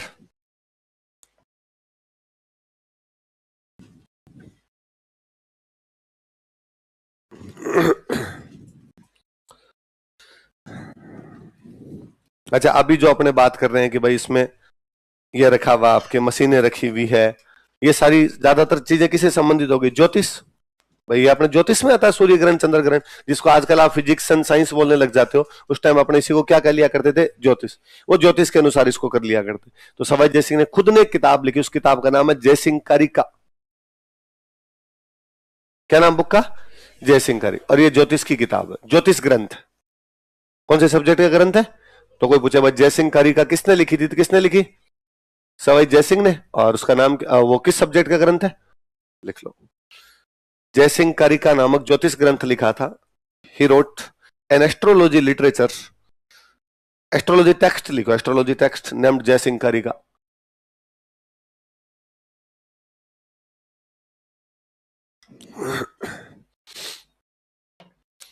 जयसिंह कारिका नामक ज्योतिष ग्रंथ लिखा था? He wrote an astrology text name Jai Singh Karika. Jai Singh Karika नामक ज्योतिष ग्रंथ लिखा था। He wrote an astrology text named Jai Singh Karika. Jai Singh Karika नामक ज्योतिष ग्रंथ लिखा था। अच्छा, सवाई जयसिंह के टाइम में मुगल बादशाह कौन रहा था? एक लंबे टाइम मुगल बादशाह रहा मोहम्मद शाह रंगीला। मोहम्मद शाह रंगीला के इसके आपस में ठीक बना करते थे, मराठों के साथ समझौते यही करवा रहा था उसके। तो मोहम्मद शाह रंगीला के नाम पर इसने एक किताब लिखी। उस किताब का नाम था जीजे मोहम्मद शाही। क्या नाम था बुक का? बताओ देखे, दोबारा बताओ देखे। जीजे मोहम्मद। जीज का मतलब होता नक्षत्र। जीज का मतलब क्या होता है? अरबी। अरबी का शब्द है, इसका मतलब होता है नक्षत्र। इसका मतलब इसने नक्षत्रों की एक बुक लिखी, मोहम्मद शाह रंगीला के नाम पे लिखी, इसलिए नाम क्या हो गया? नक्षत्र होते हैं राहु केतु, ये जो शुक्र बुध, कई बार अपने ज्योतिष वाले कहते हैं, वो कहते हैं तेरा मंगल नीच है, गुरु प्रबल है। वो जो नक्षत्रों वाली जो बात बताने वाली कोई किताब इसने लिखी, वो किताब कौन सी थी? जी जे मोहम्मद नक्षत्र सारिणी। क्या ये किताब लिखो? जी जे मोहम्मद शाही नामक नक्षत्र सारिणी तैयार करवाई थी। तैयार करवाई इसने खुद नहीं लिखी, कई लोगों से मिलकर तैयार करवाई। जी जे मोहम्मद शाही नामक नक्षत्र सारिणी तैयार करवाई थी। An astrology table named Zij Muhammad शाही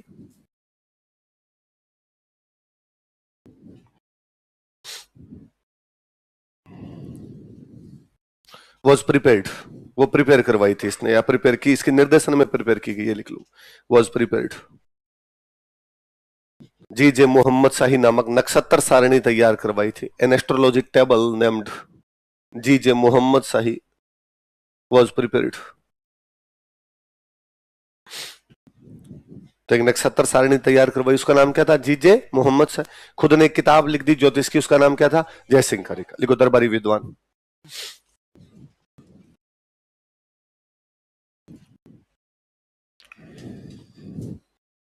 देखो, अपने ज्यादातर जो शहर है वो राजाओं के बसाए में है ना, इसलिए राजाओं के नाम पे ही पड़े वो शहर। कि अपने कहते जयपुर किसने बसाया? जय सिंह। उदयपुर किसने बसाया? उदय सिंह। जोधपुर किसने बसाया? जोधा। बीकानेर किसने बसाया? बीका। गंगानगर किसने बसाया? गंगा सिंह। सब यूं है। जैसलमेर किसने बसाया? जैसल। कोई ना कोई राजा के नाम पे। इसलिए किसी भी शहर के अंदर जाओगे तो वहां पे राजाओं की मूर्तियां है ना। एक कॉमन बात बताओ देखे मुझे, राजाओं की मूर्तियों में क्या है? मोटे मोटे घोड़े पे होगी, ज्यादातर राजाओं की मूर्तियां किस पे होगी? हाथों में क्या होगी उनके? तलवार, भाला, कोई ना कोई हथियार होगा। आप सवाई जय सिंह की मूर्ति देखना, उसमें सवाई जय सिंह खड़े और हाथ में किताब है। हाथ में वो दिखाता है कि वो इंटेलिजेंट है। युद्ध सारे लोगों ने लड़े होंगे, पर कोई किताबें पढ़ने वाला भी इस दौर के अंदर आदमी हुआ था, तो वो आदमी कौन है आपका? Statue circle. जिसको आप स्टेच्यू सर्किल बोलते हो, वो सवाई जय सिंह की स्टेच्यू है। उस स्टेच्यू की वजह से उसका नाम क्या पड़ा वहां पे? Statue circle. सवाई जय सिंह खड़े हैं, कोई घोड़ा हाथी कुछ भी नहीं है, उनके एक हाथ में किताब ली हुई। तो कि किताब पढ़ने वाला राजा, किताब लिखवाने वाला कोई राजा हुआ था, तो वो राजा कौन था अपना? और किताबें भी कौन से सब्जेक्ट की? साइंस।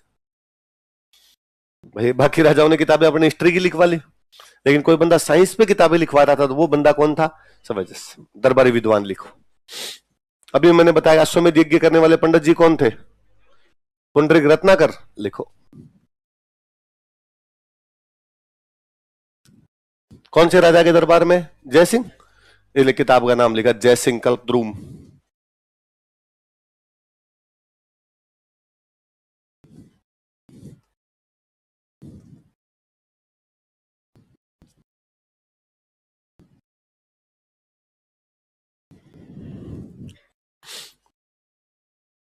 सवाई जय सिंह के दरबार में सबसे इंटेलिजेंट जो आदमी थे, उनका नाम था पंडित जगन्नाथ।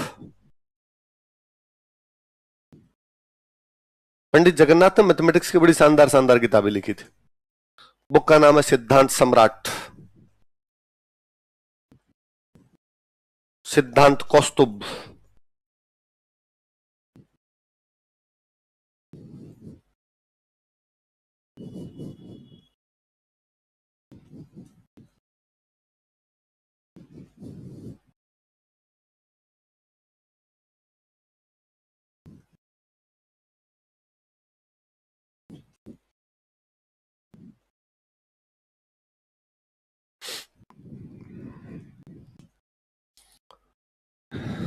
कौन कौन सी दो बुक के नाम बताओ देखे? सिद्धांत सम्राट और सिद्धांत कौस्तुभ। किसने लिखी दोनों? पंडित जगन्नाथ। पंडित जगन्नाथ मैथमेटिक्स के अच्छे विद्वान थे। अपने मैथमेटिक्स में एक जो पोर्शन होता है उसको आप बोलते हो ज्योमेट्री। क्या बोलते हो? जिसको अपने हिंदी मीडियम वालों ने कहा होगा रेखा गणित। रेखा गणित जिसको कहते हैं। इस रेखा गणित का जो पिताजी माना जाता है उस आदमी का नाम था यूक्लिड।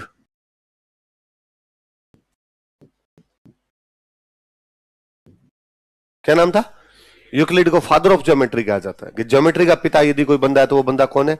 क्योंकि यूक्लिड ने पहली बार ज्योमेट्री की बुक लिखी थी, इसलिए उस बुक का नाम ही पड़ गया यूक्लिड ज्योमेट्री। बुक का नाम क्या हो गया? उसने लिखी थी लैटिन भाषा में। कौन सी भाषा में लिखी? बाद में उसका फारसी में अनुवाद हो गया। कौन सी भाषा में ट्रांसलेशन कर लिया? पर्शियन। उसका संस्कृत में ट्रांसलेशन जिस आदमी ने किया वो आदमी कौन है? तो कौन सी किताब का? यूक्लिड ज्यामिति। कौन सी किताब? यूक्लिड। इंग्लिश में कहते बोले यूक्लिड ज्योमेट्री। इस यूक्लिड ज्योमेट्री का संस्कृत में अनुवाद करने वाला बंदा कौन है? लिख लो। यूक्लिड ज्यामिति का संस्कृत अनुवाद किया था। He translated Euclid geometry in Sanskrit. Euclid ज्यामिति का संस्कृत अनुवाद किया था। He translated Euclid geometry in Sanskrit. Euclid ज्यामिति का संस्कृत अनुवाद किया था। ही ट्रांसलेटेड यूक्लिड ज्योमेट्री इन संस्कृत। अगले बंदे का नाम लिखो, केवल राम। उसने कहा और कोई नहीं, केवल।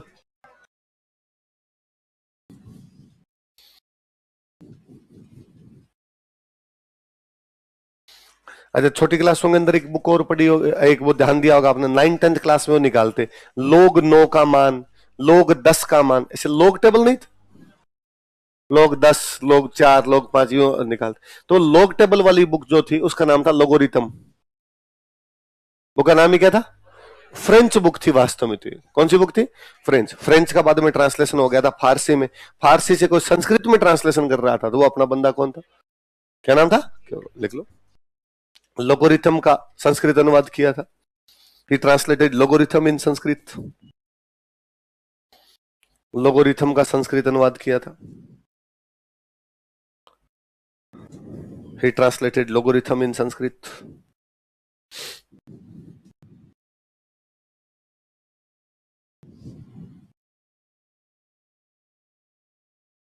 फिर एक बंदा था, उसका नाम था नयन चंद्र मुखर्जी। बंगाली ब्राह्मण थे एक। ये मुखर्जी चटर्जी सारे के सारे कौन होते हैं? बंगाली।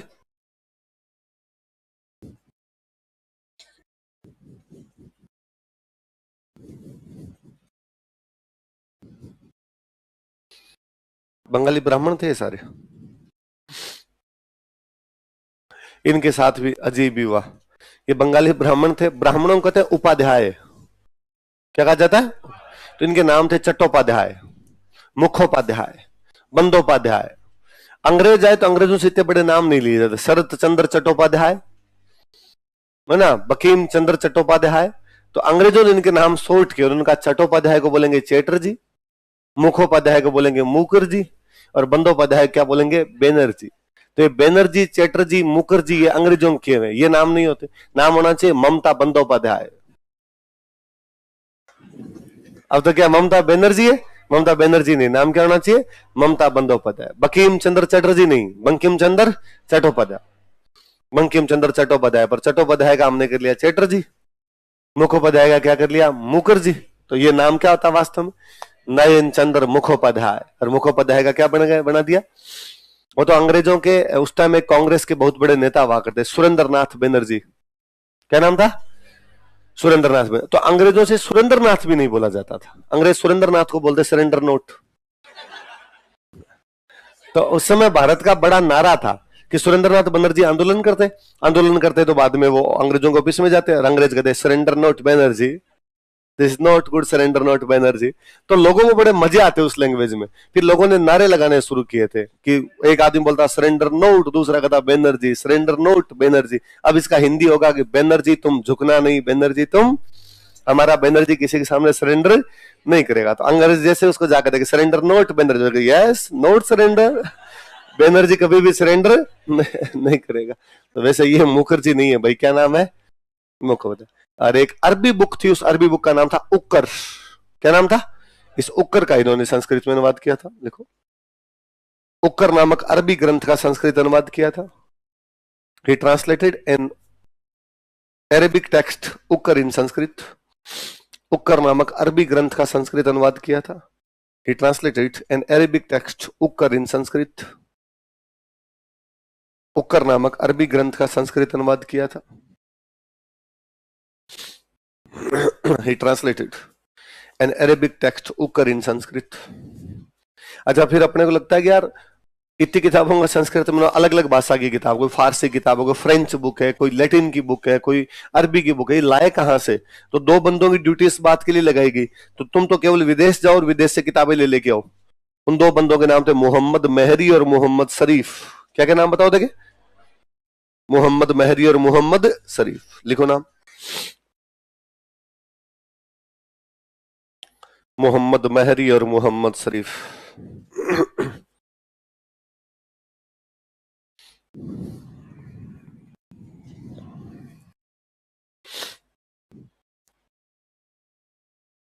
मोहम्मद मेहरी और मोहम्मद शरीफ। आगे लिख लेना, इन दोनों के आगे एक साथ लिख लो। इन्हें विदेशों से पुस्तकें लाने के लिए भेजा गया था। They were sent to collect foreign books. इन्हें विदेशों से पुस्तकें लाने के लिए भेजा गया था।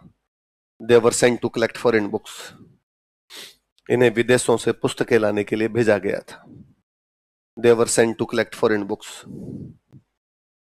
विदेशों से पुस्तकें लाने के लिए भेजा गया था। They were sent to collect foreign books. विदेशों से क्या लेने के लिए भेजा गया था? पुस्तकें लाने के लिए। अब लिखो इसके बाद चित्रकला। बंदे ने कोई फील्ड ही नहीं छोड़ा जिधर योगदान नहीं दिया होगा।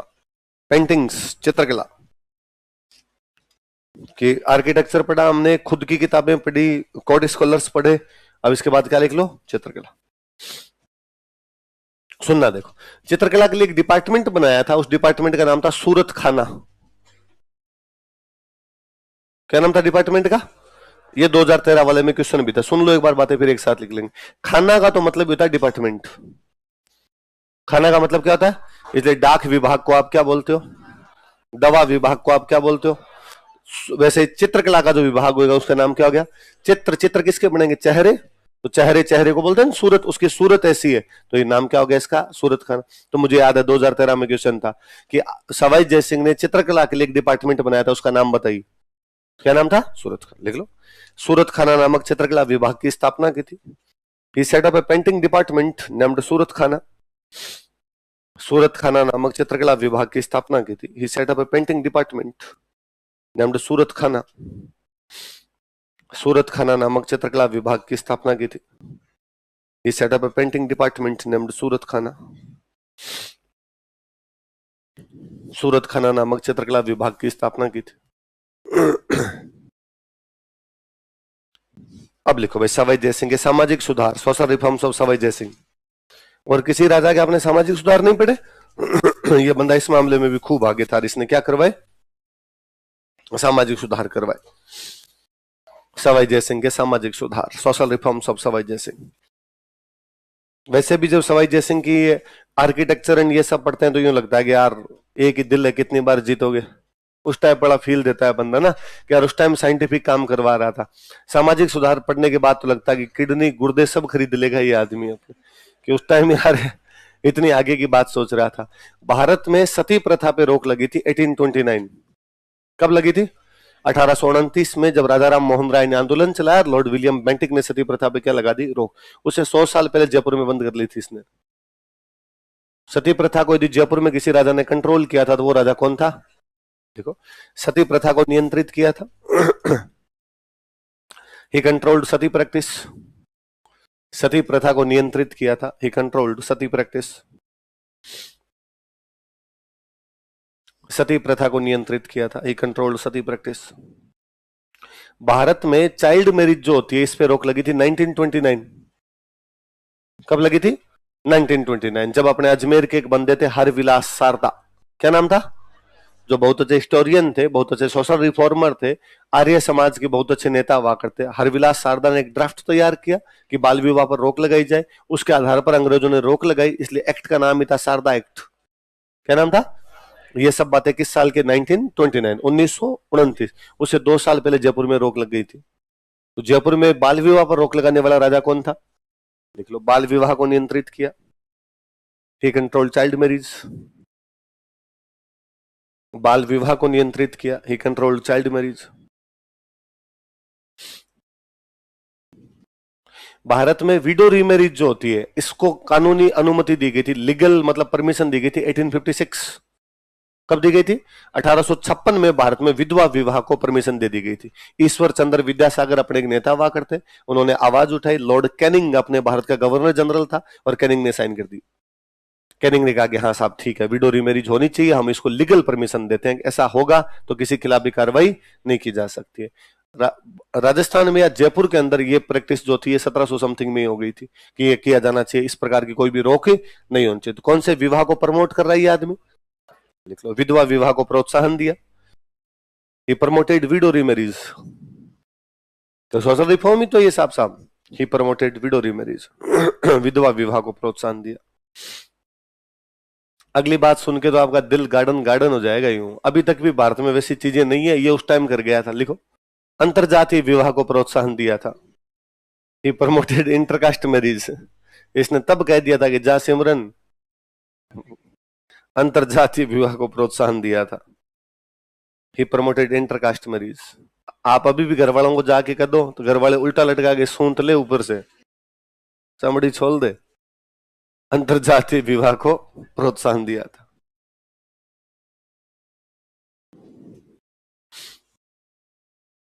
अगली बात और पढ़ोगे आप तो आपको लगेगा अरे सर हम तो फैन नहीं, इस आदमी कूलर और एसी दोनों बन जाएंगे। इस आदमी ने तब कहा था कि जितने भी बाबा जी है ना, बाबा जी जो बन के घूम रहे, उनको कहा था ब्याह कर लो। मैं जानता हूं तुम्हारे में कई आसाराम है, कब कांड कर जाओगे उसका कोई भरोसा, इसलिए प्लीज ब्याह करो और गांव में बैठ के रहो। आजकल को बाबा दिख गया तो देख लेना। लिखो, साधु संतों को गृहस्थ जीवन जीने के लिए प्रेरित किया था। He encouraged saints for spend family life. साधु संतों को गृहस्थ जीवन जीने के लिए प्रेरित किया था। He encouraged saints for spend family life. तो कई बाबाओं ने कहा कि यार ले तो लिया था सन्यास, लेकिन बाद में समझ में है कि नहीं यार, ये दुनिया ये महफिल काम की, तो जीव तो पूरा घर गृहस्थी के अंदर ही पड़ा हुआ था अपना भी।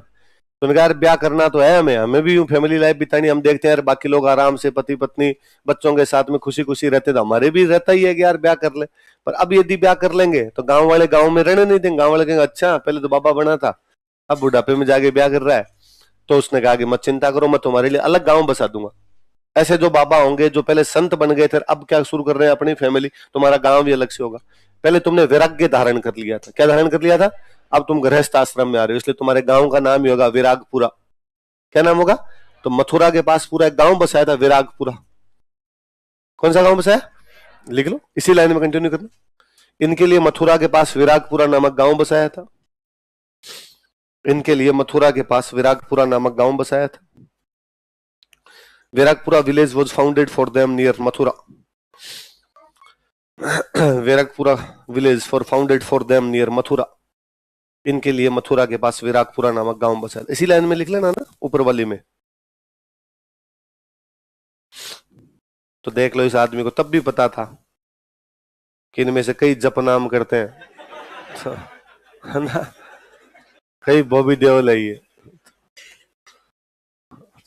अगली बात और जोरदार, यहाँ पे जब अश्वमेध यज्ञ करवाने लगे तो अश्वमेध यज्ञ में पंडित जी बुलाए। मैंने बताया था भारत के सारे पंडित जी बुलाए, सारे पंडित जी आए। इसने कहा बैठो पंडित जी, और बैठ के और मंत्र बोलो। पंडित जी ने कहा राजा दिमाग खराब है तुम्हारा, मैंने चारों वेद पढ़ रखे हैं, इसने दो ही वेद पढ़े हैं, इसके साथ बैठूंगा मैं चतुर्वेदी हूं, द्विवेदी के साथ में नहीं बैठूंगा।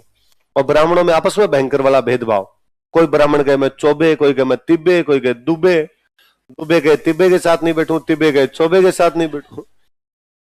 असवाई जैसे ने कहा कि पंडित जी, हिंदुओं की सिरमौर जाति मानी जाती है ब्राह्मण। हिंदुओं की पूरी जिम्मेदारी किस जाति पे है? ब्राह्मणों पे। और ब्राह्मण आपस में लड़ेंगे तो बाकी हिंदुओं को क्या सिखाएंगे? ब्राह्मणों में आपस में जब इतना भेदभाव होगा तो बाकी लोग भेदभाव क्यों ना करेंगे? पंडित जी आप एक जजम पे बैठोगे, आप सब एक साथ बैठोगे, बाकी लोगों को सलाह दे पाओगे कि मनुष्य मनुष्य समान और किसी प्रकार का भेदभाव नहीं होना चाहिए, इसलिए आपका भेदभाव तो दूर करो। तो ब्राह्मणों का आपसी भेदभाव दूर करने वाला कोई राजा था, तो वो कौन था? देखो, ब्राह्मणों के आपसी भेदभाव को समाप्त किया। He abolished internal discrimination among Brahmins. ब्राह्मणों के आपसी भेदभाव को समाप्त किया। He abolished internal discrimination among Brahmins. ब्राह्मणों के आपसी भेदभाव को समाप्त किया।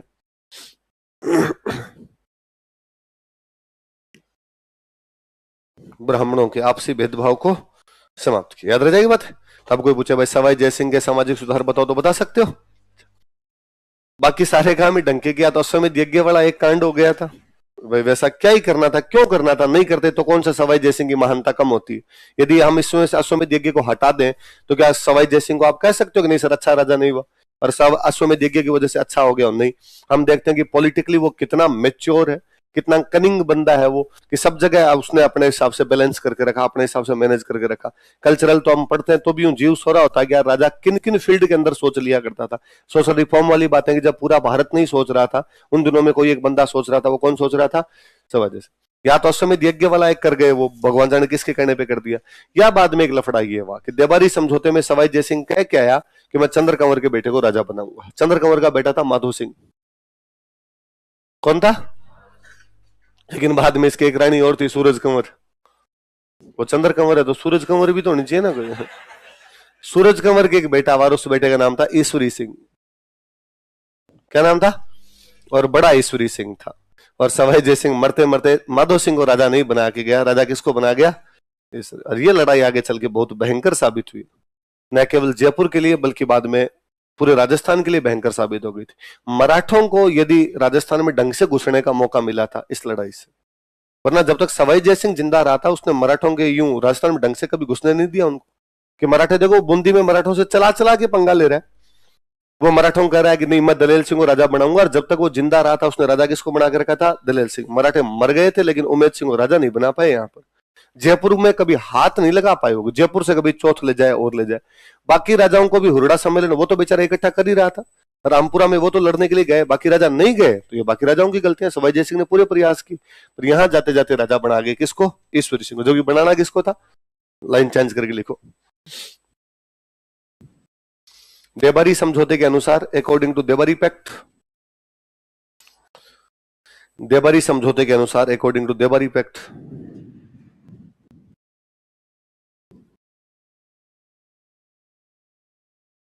चंद्र कंवर का बेटा माधो सिंह जयपुर का राजा होना चाहिए था। चंद्र कंवर का बेटा माधो सिंह जयपुर का राजा होना चाहिए था। Madho Singh son of Chandra Kanwar should be king of Amer या should be king of Jaipur. Chandra Kanwar का बेटा माधो सिंह जयपुर का राजा होना चाहिए था। Madho Singh son of Chandra Kanwar should be king of Jaipur, should be king of Jaipur. लेकिन सवाई जयसिंह ने ईश्वरी सिंह को जयपुर का राजा बना दिया था। बट सवाई जयसिंह कोरोनेटेड ईश्वरी सिंह, लेकिन सवाई जयसिंह ने ईश्वरी सिंह को राजा बना दिया था। बट सवाई जयसिंह कोरोनेटेड ईश्वरी सिंह।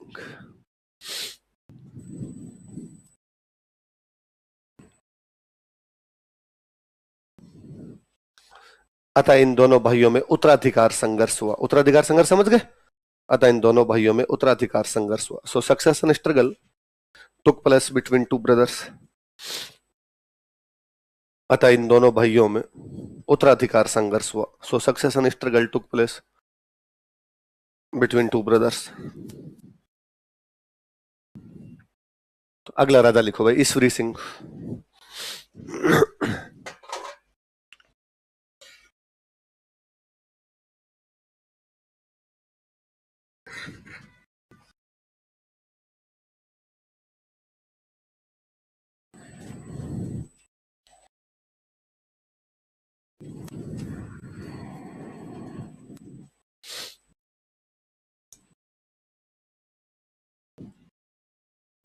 कौन अगला राजा बताओ देखे? ईश्वरी सिंह। दोनों भाइयों में लड़ाई हुई। अपने टोंक में एक जगह पड़ती है राजमहल। कौन सी जगह? लिखो, राजमहल का युद्ध, बैटल ऑफ राजमहल। और एक बार जैसा मैं उतारूं वैसा वैसा उतार लो, फिर अपने बात करेंगे।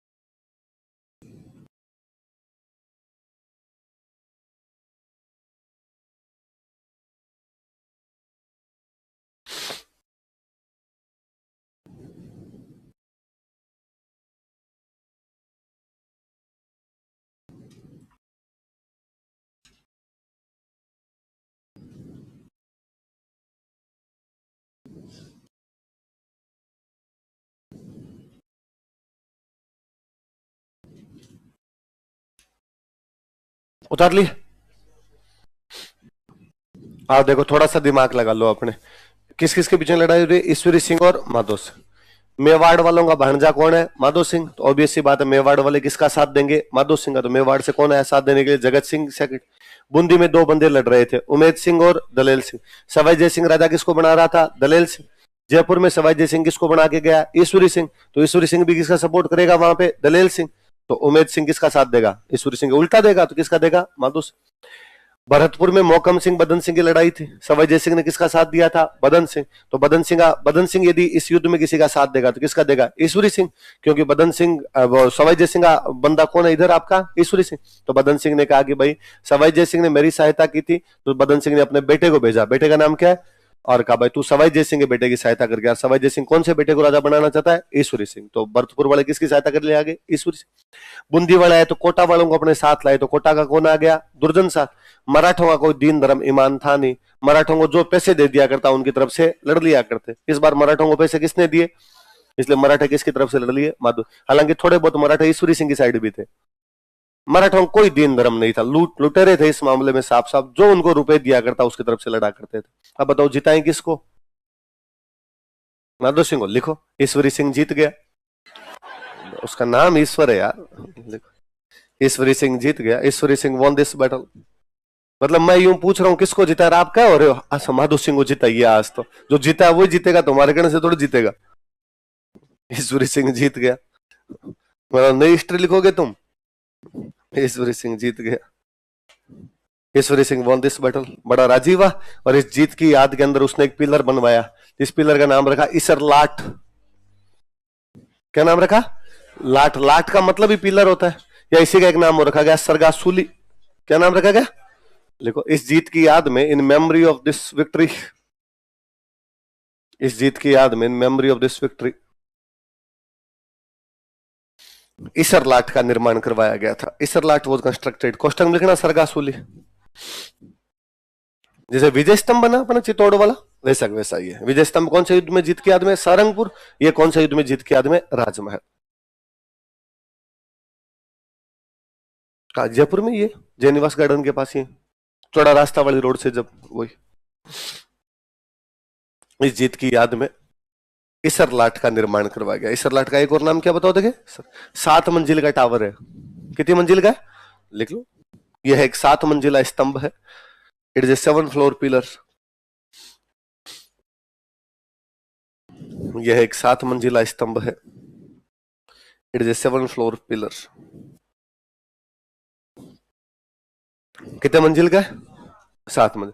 तो ज्यादातर लोग तो ये कहते हैं भाई जीत की याद में बनवाया था, एक विजय स्तंभ है। वास्तव में क्या है? एक विक्ट्री टावर है, क्योंकि जीत के बाद बनवाया गया। कई लोग कहते हैं ना, ईश्वरी सिंह की गर्लफ्रेंड इसके ठीक सामने रहती थी, इसलिए ईश्वरी सिंह यहां से चढ़ के गीत गाया करता था, सामने वाली खिड़की टाइप का। तो वो जो पिलर है, वो पिलर कौन सा आपका? अगला युद्ध लिखो इसके बाद। अपने जयपुर में एक जगह पड़ती है बगरू। कौन सा है? लिखो, बगरू का युद्ध। बगरू कहां पड़ता है आपके? जयपुर में। सेम सेम उतार लो। अगले साल हुआ था, 1 साल का अंतर आ गया, बाकी लड़ने वाले लोग सेम है। बगरू का युद्ध, बैटल ऑफ बगरू।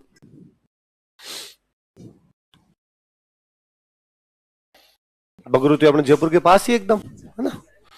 इधर अजमेर साइड में जाते हैं, पहला टोल टैक्स बगरू ही है। वहीं से आते हो आप? बगरू से आते हो? ये भगवान, इतने दूर से। सर आप ही तो करे हो, पास में ही है। कितना? 32 किलोमीटर तो है लगभग। 25 है। तो सुबह सुबह बस मिल जाती है, तो 5 बजे उठते हो, फिर घर पे 4:30 उठ जाते हो। क्या मेहनत करते हो, तालियां बजाओ रे इनके लिए।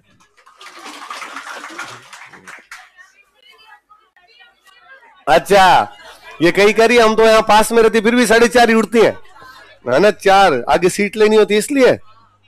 चलो, ये सीट वाला तुम्हारे पता नहीं क्या है, अपनी सीट से प्यार होता है तुम्हें, इसलिए तुम यूं भागते हो, वरना कहीं बैठ जाओ क्या फर्क पड़ता है? अरे नहीं, सब दिखता है, ये मन के वहम होते हैं। वो मेरा नहीं बताया एक बैच का, मैंने बताई ना बात है। एक बैच बी थ्री का बताया था मैंने दिन सीट कि कोरोना आया, सरकार ने कहा 50-50, 50% स्टूडेंट को लगा, बताया था ना मैंने। तो मैं वो पीछे वाले स्टूडेंट को मैंने कहा भाई कल तुम आना और आगे वालों को आगे तुम परसों, आधे एक दिन आएंगे आधे एक दिन आएंगे। तो मैं अगले दिन क्लास में गया तो पीछे वाले पीछे बैठे थे। तो मैंने कहा आज तो भाई सीटें आगे की खाली, आज तो आगे दो। उन्होंने कहा नहीं सर रहेंगे पीछे, हम पीछे वाले हैं तो पीछे ही बैठेंगे। तो हमें, और ये कभी आप नोटिस भी करना कि मतलब स्टूडेंट जो एक जगह जिस जगह बैठने लग जाता ना वो वहीं बैठेगा। वो इधर उधर सीट चेंज करते उसको खुद का ही जी नहीं लगता, उसको लगता नहीं यार मैं वहां बैठता ज्यादा दिखता, वहां बैठता ज्यादा समझ में आता। तो ये मन के वहम है, बाकी दुनिया पितल दी है, ऐसा कुछ ही नहीं है। कहीं बैठो बोले।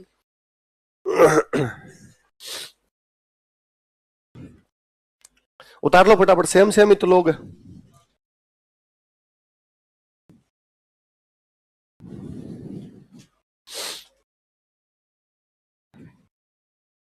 इस बार माधो सिंह को जीताओ भाई, लिखो इस युद्ध में माधो सिंह जीत गया। ये बराबर तो करो यार, एक है ना। इस युद्ध में माधो सिंह जीत गया, Madho Singh one this battle. इस युद्ध में माधो सिंह जीत गया, Madho Singh one this battle. देखो जीत हार का मतलब ये होता था कि दुश्मन के सैनिक ज्यादा मरे और आपके सैनिक कम मरे, है ना। कई बार क्या, जब भी मैं कहता हूं भाई जीत गया, इसका मतलब अगला बंदा समझता है कि उसने जयपुर पे कब्जा कर लिया ना। कब्जे कभी नहीं होते। कब्जा तो यूं बाबर खान वागे जीता था तो क्या राजस्थान पे कब्जा हो गया था। कब्जा करना बहुत अलग बात होती है, जीत हार एक अलग बात। भारत ने पाकिस्तान को 4 युद्ध हरा दिए, 48 में, 65 में, 71 में, 99। क्या पाकिस्तान पे कब्जा हमारा?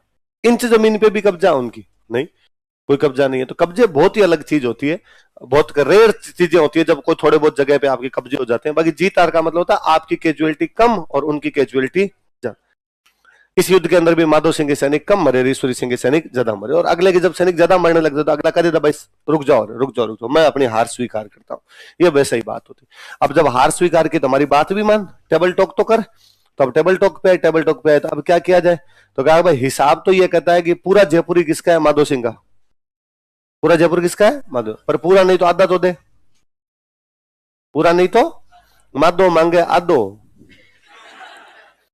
माधो मांगे ईश्वर देवे ना पाव। ईश्वर क्या नहीं दे रहा उसको, ईश्वर की मर्जी चाले तो पूरे पर ही दाव। ईश्वर की मर्जी चले तो पूरा दबा ले। मादा तो आधा ही मांग रहा था लेकिन ईश्वर पाव देने के लिए भी तैयार है। फिर यूं बार्गेनिंग भी नहीं, इतना ले देंगे इतना देंगे इतना देंगे। फाइनली कहा गया मैं 5 परगने दे दूंगा। कितने परगने दे दूंगा? तो इधर वाला पूरा साइड दिया था, ये मालपुरा, टोंक, फागी, ये फागी वाला, ये जो इलाका है इधर वाला, ये इसको 5 परगने दे दिए गए थे। लिखो माधो सिंह को 5 परगने दिए गए। 5 parganas were given to Madho Singh. Madho Singh को 5 परगने दिए गए। 5 parganas were given to Madho Singh. कितने परगने दिए गए? अच्छा, बूंदी में सवाई जय सिंह किसको सपोर्ट कर रहा था? दलेल सिंह। मराठे किसका सपोर्ट कर रहे थे? उमेद सिंह। सवाई जय सिंह मर गया तो सवाई जय सिंह किसको बना के गया अपने यहाँ पे? ईश्वरी सिंह। तो ईश्वरी सिंह भी वहां किसको सपोर्ट कर रहा है? दलेल सिंह। मराठे किसका कर रहे हैं? उमेद सिंह। अब की बार मराठे और उमेद सिंह जीत गए। तो ईश्वरी सिंह को कहा एक बात यह कि आज के बाद तू बूंदी में दलेल सिंह को सपोर्ट ही नहीं करेगा। और जैसे अब जयपुर वालों का सपोर्ट दलेल सिंह को नहीं मिलेगा तो फिर दलेल सिंह राजा कैसे बनेगा? इनके दम पे कूद रहा था। तो बूंदी का राजा किसको मान लिया गया? उमेद सिंह को बूंदी का राजा मान लिया गया। Umed Singh was considered as king of Bundi. Umed Singh को बूंदी का राजा मान लिया गया। Umed Singh was considered as king of Bundi.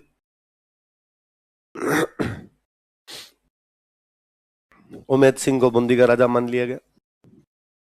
Umed Singh was considered as king of Bundi. Umed Singh को कहां का राजा मान लिया गया? बूंदी का राजा मान लिया गया। अब और क्या किया जाए इसके बाद में? तो मराठों ने कहा रुपए दे। ईश्वरी सिंह को रुपए ला। तो उसने मैं किस बात के दूं? तुम माधो सिंह की तरफ से लड़े थे, माधो सिंह से ले लोगे। वो तो ले लिए पर लड़े तो तेरे चक्कर में ही थे। तू लड़ाई ना करता तो इतनी दूर हमें आना ही क्यों पड़ता? और ये मराठों की सीधी ट्रिक थी। मराठे एक भाई का साथ लेके उससे पैसे लेते, दूसरे भाई को हराते, फिर उससे भी लेते। युद्ध हार जाना क्या लेते? War compensation. कंपनसेशन दे, हमें कंपनसेट कर। फिर थोड़े दिनों बाद जिस भाई को हराया था उसको जाकर पैसे दे, हम तेरी तरफ से लड़ लेंगे। उसकी तरफ से लड़ते, दूसरे वाले को हराते, फिर उससे पैसे लेते। ये लूटपाट ही तो हिसाब साफ और क्या है। तो लिखो मराठों को युद्ध हार जाना दिया गया। War compensation was given to Marathas. मराठों को युद्ध हार जाना दिया गया। War compensation was given to Marathas. मराठों को क्या दिया गया? युद्ध हर जाना। War compensation was given to Marathas. क्या दिया गया मराठों को? युद्ध हर जाना दिया गया। अब मराठों को खूब सारे रुपए मांगे, खूब सारे रुपए मांगे। ईश्वरी सिंह ने कहा इतने तो है ही नहीं मेरे पास। तो उनका नहीं नहीं, वैसे तो हम सीधे आदमी है, तू डाउन पेमेंट दे दे, बाकी किस्तों में दे दे। ये बार डाउन पेमेंट तो जमा करा दे, बाकी क्या दे देना किस्त। तो उसने 48 में डाउन पेमेंट दे दिया। अगले साल आए किस्त ले गए, 49 में, 49 में, 50 में वापस आए किस्त लेने के लिए। उस साल अपने अकाल पड़ा हुआ था। उन्होंने ईश्वरी सिंह को कहा किस्त दे, तो उसने कहा है नहीं, अगले साल ले जाना, 2 साल की एक साथ ले जाना। मराठा ने कहा 3 दिन का टाइम है, या तो दे दे वरना जयपुर को लूटेंगे। क्या करेंगे? जयपुर को। और ईश्वरी सिंह को लगा कि यार कभी मेरे पिताजी ने इन मराठों को जयपुर की तरफ घुसने नहीं दिया था। जयपुर छोड़ो, राजस्थान में भी घुसते थे तो मेरे पिताजी इनसे चला चला के पंगे लेते। थोड़े दिन पहले मैंने खुद ने इन मराठों को राजमहल के युद्ध में भगा भगा के मारा। आज क्या बुरे दिन आए हैं कि जयपुर में बैठ के मुझे धमकी दे रहे हैं कि 3 दिन में रुपए दे वरना तो हम जयपुर को लूट लेंगे। वो सुसाइड कर गया। तो मराठों ने युद्ध हर जाने के लिए परेशान किया, इसलिए कौन से एक राजा ने सुसाइड कर लिया था? कौन राजा था? लिखो। मराठों ने ईश्वरी सिंह को युद्ध हर जाने के लिए परेशान किया। Maratha tortured Ishwari Singh for war compensation. मराठों ने ईश्वरी सिंह को युद्ध हर जाने के लिए परेशान किया। Maratha tortured Ishwari Singh for war compensation. मराठों ने ईश्वरी सिंह को युद्ध हर जाने के लिए परेशान किया। Maratha tortured Ishwari Singh for war compensation. अतः उसने आत्महत्या कर ली। सो ही कमिटेड सुसाइड। अतः उसने आत्महत्या कर ली। सो ही कमिटेड सुसाइड। किसने? ईश्वरी सिंह। तो कोई पूछे भाई मराठों के कारण कौन से राजस्थान के राजा ने सुसाइड कर लिया था? तो कौन राजा था? ईश्वरी सिंह। कहते हैं ईश्वरी सिंह बेचारा बगरूवाड़ा युद्ध भी जीत जाता। बगरूवाड़ा युद्ध ये हारा था अपने प्रधानमंत्री के चक्कर में। इसका एक प्रधानमंत्री था, और जब राजमहल वाला युद्ध हो गया, ये पता चल गया था भाई मराठे चुपचाप बैठेंगे नहीं, न माधो सिंह बैठेगा, दोबारा अटैक तो करेंगे। तो ईश्वरी सिंह ने अपने प्रधानमंत्री को पूछा, भाई प्रधानमंत्री जी अपनी सेना की क्या हालत है, कितने फौजी हैं अपने पास, कौन कौन सामंत फौजी लेके आएगा? भाई राजा की सहायता के लिए कौन आया करते थे? सामंत। तो उसने प्रधानमंत्री राजा को आगे, चिंता मत करो, जयपुर की सेना मेरी जेब में है। भाई सारे सामंतों को जब भी मैं कहूंगा वो क्या जाएंगे? सेना लेके। थोड़े दिनों बाद चला भाई मराठे तो रवाना हो गए आक्रमण के लिए। तो पूछा अरे वो क्या कंडीशन? अरे जयपुर की सेना मेरी। तो साहब जयपुर में इंटर कर गए। उसने क्यों चिंता करते हो आप, सेना मेरी जेब में। बगरू आ गए। अब बगरू के बाद तो जयपुर स्टार्ट हो जाएगा यार। कहां है सेना? उसने कहा जेब फट गई, मेरे पास कोई भी सेना। तो फिर सवाई जय सिंह इसके सॉरी ईश्वरी सिंह के पास में जो कुछ थोड़ी बहुत खुद की सेना थी, बेचारा वही लड़ने के लिए गया, तो हारना ही था। आप जानते हो प्रधानमंत्री कौन था? इसकी गर्लफ्रेंड के पापा। इसर लाड जिसके लिए बनाई थी, तो उस आदमी गुस्सा आया था कि अच्छा हमारे घर की तरफ देखेगा, मैं बताऊंगा क्या करना है क्या नहीं करना। अगला राजा लिखो, माधो सिंह। हाँ खूब सारी बातें। कोई कहते हैं इसर लाड से गिर गया था, कोई कहते हैं जहर जहर पी लिया था, कोई कहते हैं कि सांप के डंक मरवाए थे खुद के। भगवान जाने कौन अपने को कहता है कि ईश्वरी सिंह की आत्महत्या का सचित्र वर्णन कीजिए। ये सवाल तो आएगा कि आप उसको जहर पीता हुआ दिखा दोगे, एग्जामिनर के कहते हैं ईश्वर लाड से कुदाओ इसको।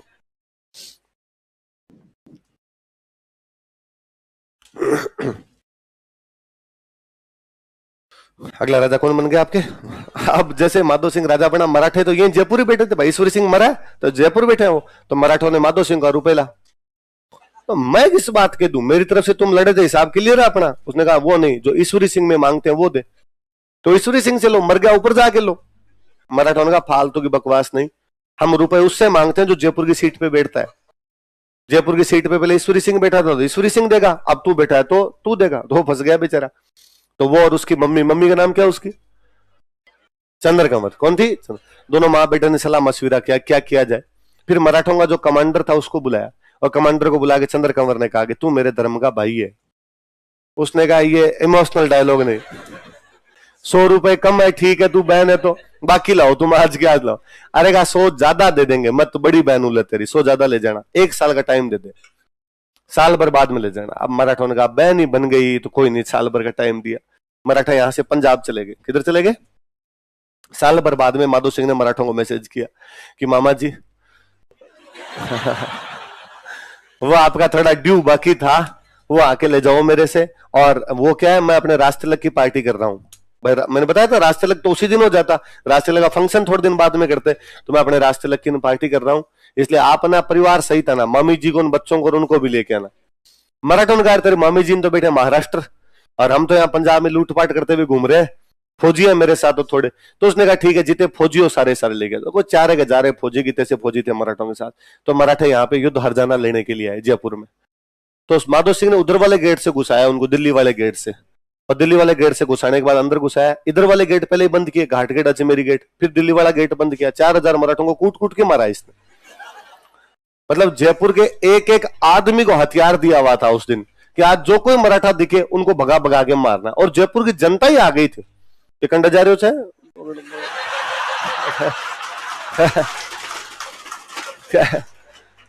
मतलब कहते 11 मराठे जैसे जैसे दीवार कूद के भागने की कोशिश कर रहे थे, जयपुर वाले घसीट के लेके गए। 56 वो खबलो पिटा बेचारों को। तो कोई पूछेगा कौन से जयपुर के राजा ने जयपुर में मराठों का कत्लेआम करवा दिया था, तो कौन राजा? तो डाकी था जयपुर। देखो 1751 ईस्वी में, इन 1751 एडी, 1751 ईस्वी में, इन 1751 एडी, जयपुर में मराठों का कत्लेआम करवाया था। ही मैसेकर्ड मराठाज इन जयपुर। जयपुर में मराठों का कत्लेआम करवाया था। ही मैसेकर्ड मराठाज इन जयपुर। जयपुर में मराठों का कत्लेआम करवाया था। ही मैसेकर्ड मराठाज इन जयपुर। अब मराठे भाई यूं थे तो शक्तिशाली, उनको बड़ा बुरा लगा कि यार ऐसे यूं घर में घेर के मारा है यार, हमें घुसा के फिर मारा इस हिसाब से, तो मराठा उनका बदला लेंगे। तो मराठे बदला लेने के लिए आए वापस। देखो काकोड़ का युद्ध, टोंक में जगह पड़ती है काकोड़, बैटल ऑफ काकोड़।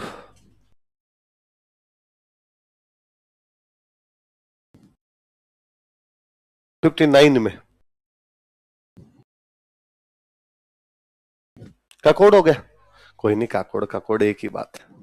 आजकल तुम काकोड़ बोलते हो इसको। ये बोलचाल की भाषा में आते आते हो जाते हैं। फिर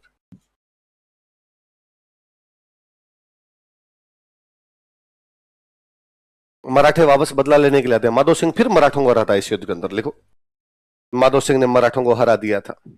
माधव सिंह डिफीटेड मराठाज।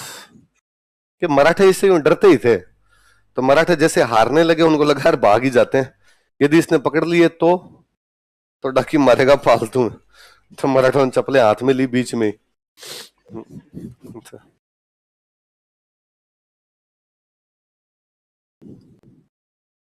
ठीक है, अगला युद्ध लिखो, बटवाड़ा का युद्ध। 12 में एक जगह पड़ती है बटवाड़ा।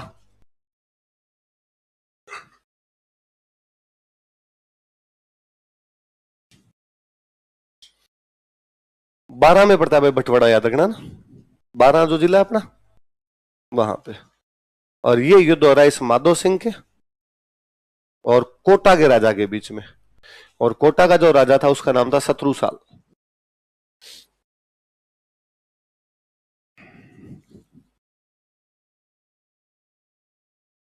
शत्रुसाल कहां का राजा है?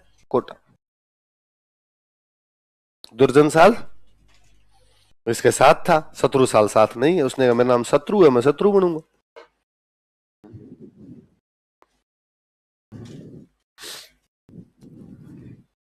साथ तो पहले मराठे भी थे।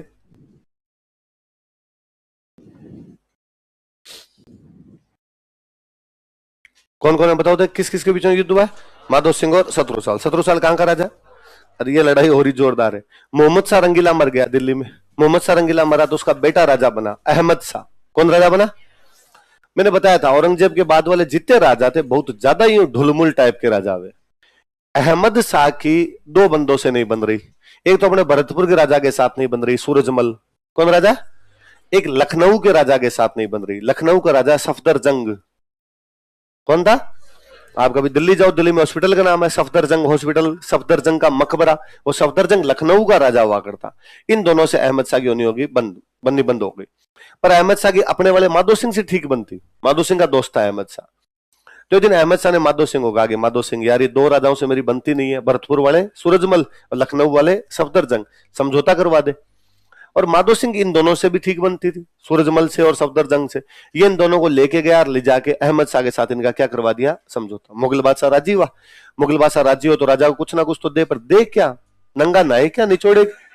मुगल बादशाह के पास खुद के पास ही कुछ नहीं था अब तक। फिर भी मुगल बादशाह ने वहां बैठे बैठे कहा कि मैं तेरे को रणथंभोर का किला देता हूं। कौन सा किला देता हूं? जबकि रणथंभोर का किला मुगल बादशाह के पास था ही नहीं। रणथंभोर का किला है शत्रुसाल के पास। किसके पास है? अब माधो सिंह को तो रणथंभोर का किला किसने दे दिया? अहमद शाह ने। माधो सिंह आया, उसने कौन से किले पे कब्जा कर लिया? रणथंभोर। रणथंभोर पे जब कब्जा किया, शत्रुसाल ने पूछा कि भाई साहब किधर? ये मेरा घर है यार, तुम मेरे घर में कैसे घुस सकते हो? उसने कहा मुझे तो अहमद शाह ने दिया। तो उसने कहा अहमद शाह बाप का थोड़ी है, मेरा है, तो मेरी चीज तेरे को अहमद शाह कैसे दे सकता है? इसने कहा मुझे नहीं पता, मुझे तो मिल गया। इसलिए रणथंभोर किले को लेके लड़ पड़े थे। तो बंटवाड़ा का कौन से किले को लेके हुआ था? देखो, कारण रणथंभोर किला, कारण बराबर लिख लो, रणथंभोर किला।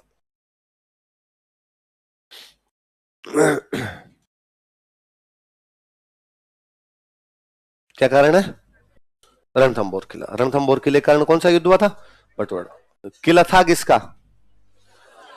सत्यमेव जयते, सत्य की जीत होती है। सत्य किसके पक्ष में? शत्रुसाल। तो युद्ध में कौन जीतेगा? शत्रुसाल। लिखो, इस युद्ध में शत्रुसाल की जीत हुई। Shatrusal von this battle. इस युद्ध में शत्रुसाल की जीत हुई। Shatrusal von this battle. फिर लगता है यार, एक राजा जिसने मराठों को भगा भगा के मारा था, वो राजा किससे हार गया? शत्रुसाल से हार गया, कोटा वालों से हार गया। ऐसा क्या कारण था भाई कोटा वालों के पास? फिर जब हम कोटा के सेनापति का नाम देखते हैं तब पता चला, जालिम सिंह झाला। कोटा का सेनापति कौन था? देखो, इस युद्ध में, इन दिस बैटल, जालिम सिंह झाला कोटा का सेनापति था। जालिम सिंह झाला वॉज कमांडर ऑफ कोटा। आदमी नाम जबरदस्त लगता है मुझे, जालिम। जालिम सिंह झाला कोटा का सेनापति था। जालिम सिंह झाला वॉज कमांडर ऑफ कोटा। आप तो यार एक दूसरी चीज नोटिस करो, बंटवाड़ा का युद्ध कब हुआ है? 1700। पहले हमने एक जालिम सिंह झाला का युद्ध पढ़ा था, मांगरोल। कौन सा पढ़ा? मांगरोल। कब हुआ था? 1821। उसमें भी जालिम सिंह लड़ा, बंटवाड़ा में भी जालिम सिंह लड़ा। 60 साल। कितना डिफरेंस है इनमें? बंटवाड़ा वाले टाइम में उसकी उम्र थी 21 साल। कितनी थी? और मांगरोल वाले टाइम उसकी उम्र थी 81। फिर भी डोकरा जालिम था, लास्ट दिन तक मानने का नाम नहीं ले रहा। तो जालिम सिंह झाला की वजह से कोटा कौन सा युद्ध जीत गया था? बंटवाड़ा। अब लिखो, सांस्कृतिक उपलब्धियां।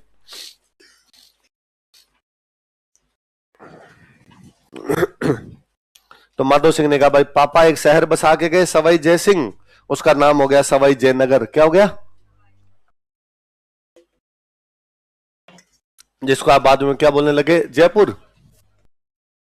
इसने कहा भाई मैं भी बसा दूंगा। एक तो सवाई जय सिंह के बाद ये जीते राजा बने, नाम क्या? सवाई लगाते थे, तो इसने बसा दिया सवाई माधोपुर। 1763 में कौन सा शहर बसा दिया गया? सवाई माधोपुर। तो सवाई माधोपुर की स्थापना कब हुई बताओ देखे?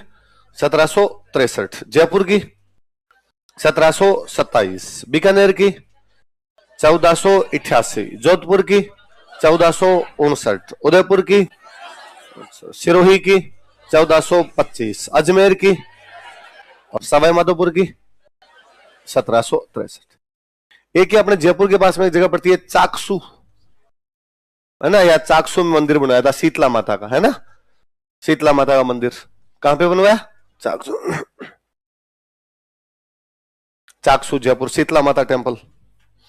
अरे एक अपने जेलन रोड जाते हैं तो गणेश जी महाराज का मंदिर है ना, मोती डूंगरी। तो इसका नाम मोती डूंगरी इसलिए क्योंकि उस पहाड़ का नाम ही मोती डूंगरी है, इसलिए यहां पर महल बनाया था। इस मंदिर के ऊपर देखना आप, महल दिख भी जाएगा आपको। तो मोती डूंगरी पैलेस जयपुर। देखा किसी ने? अब सड़क से गुजरते ऊपरी बना हुआ मोती डूंगरी महल जयपुर। ये भी देखो एक चीज है ना कि उदयपुर साइड के अंदर महल को, सॉरी, पहाड़ को बोलते हैं मगरी। क्या बोलते हैं? तो वहां एक महल है मोती मगरी। क्या बोलते हैं?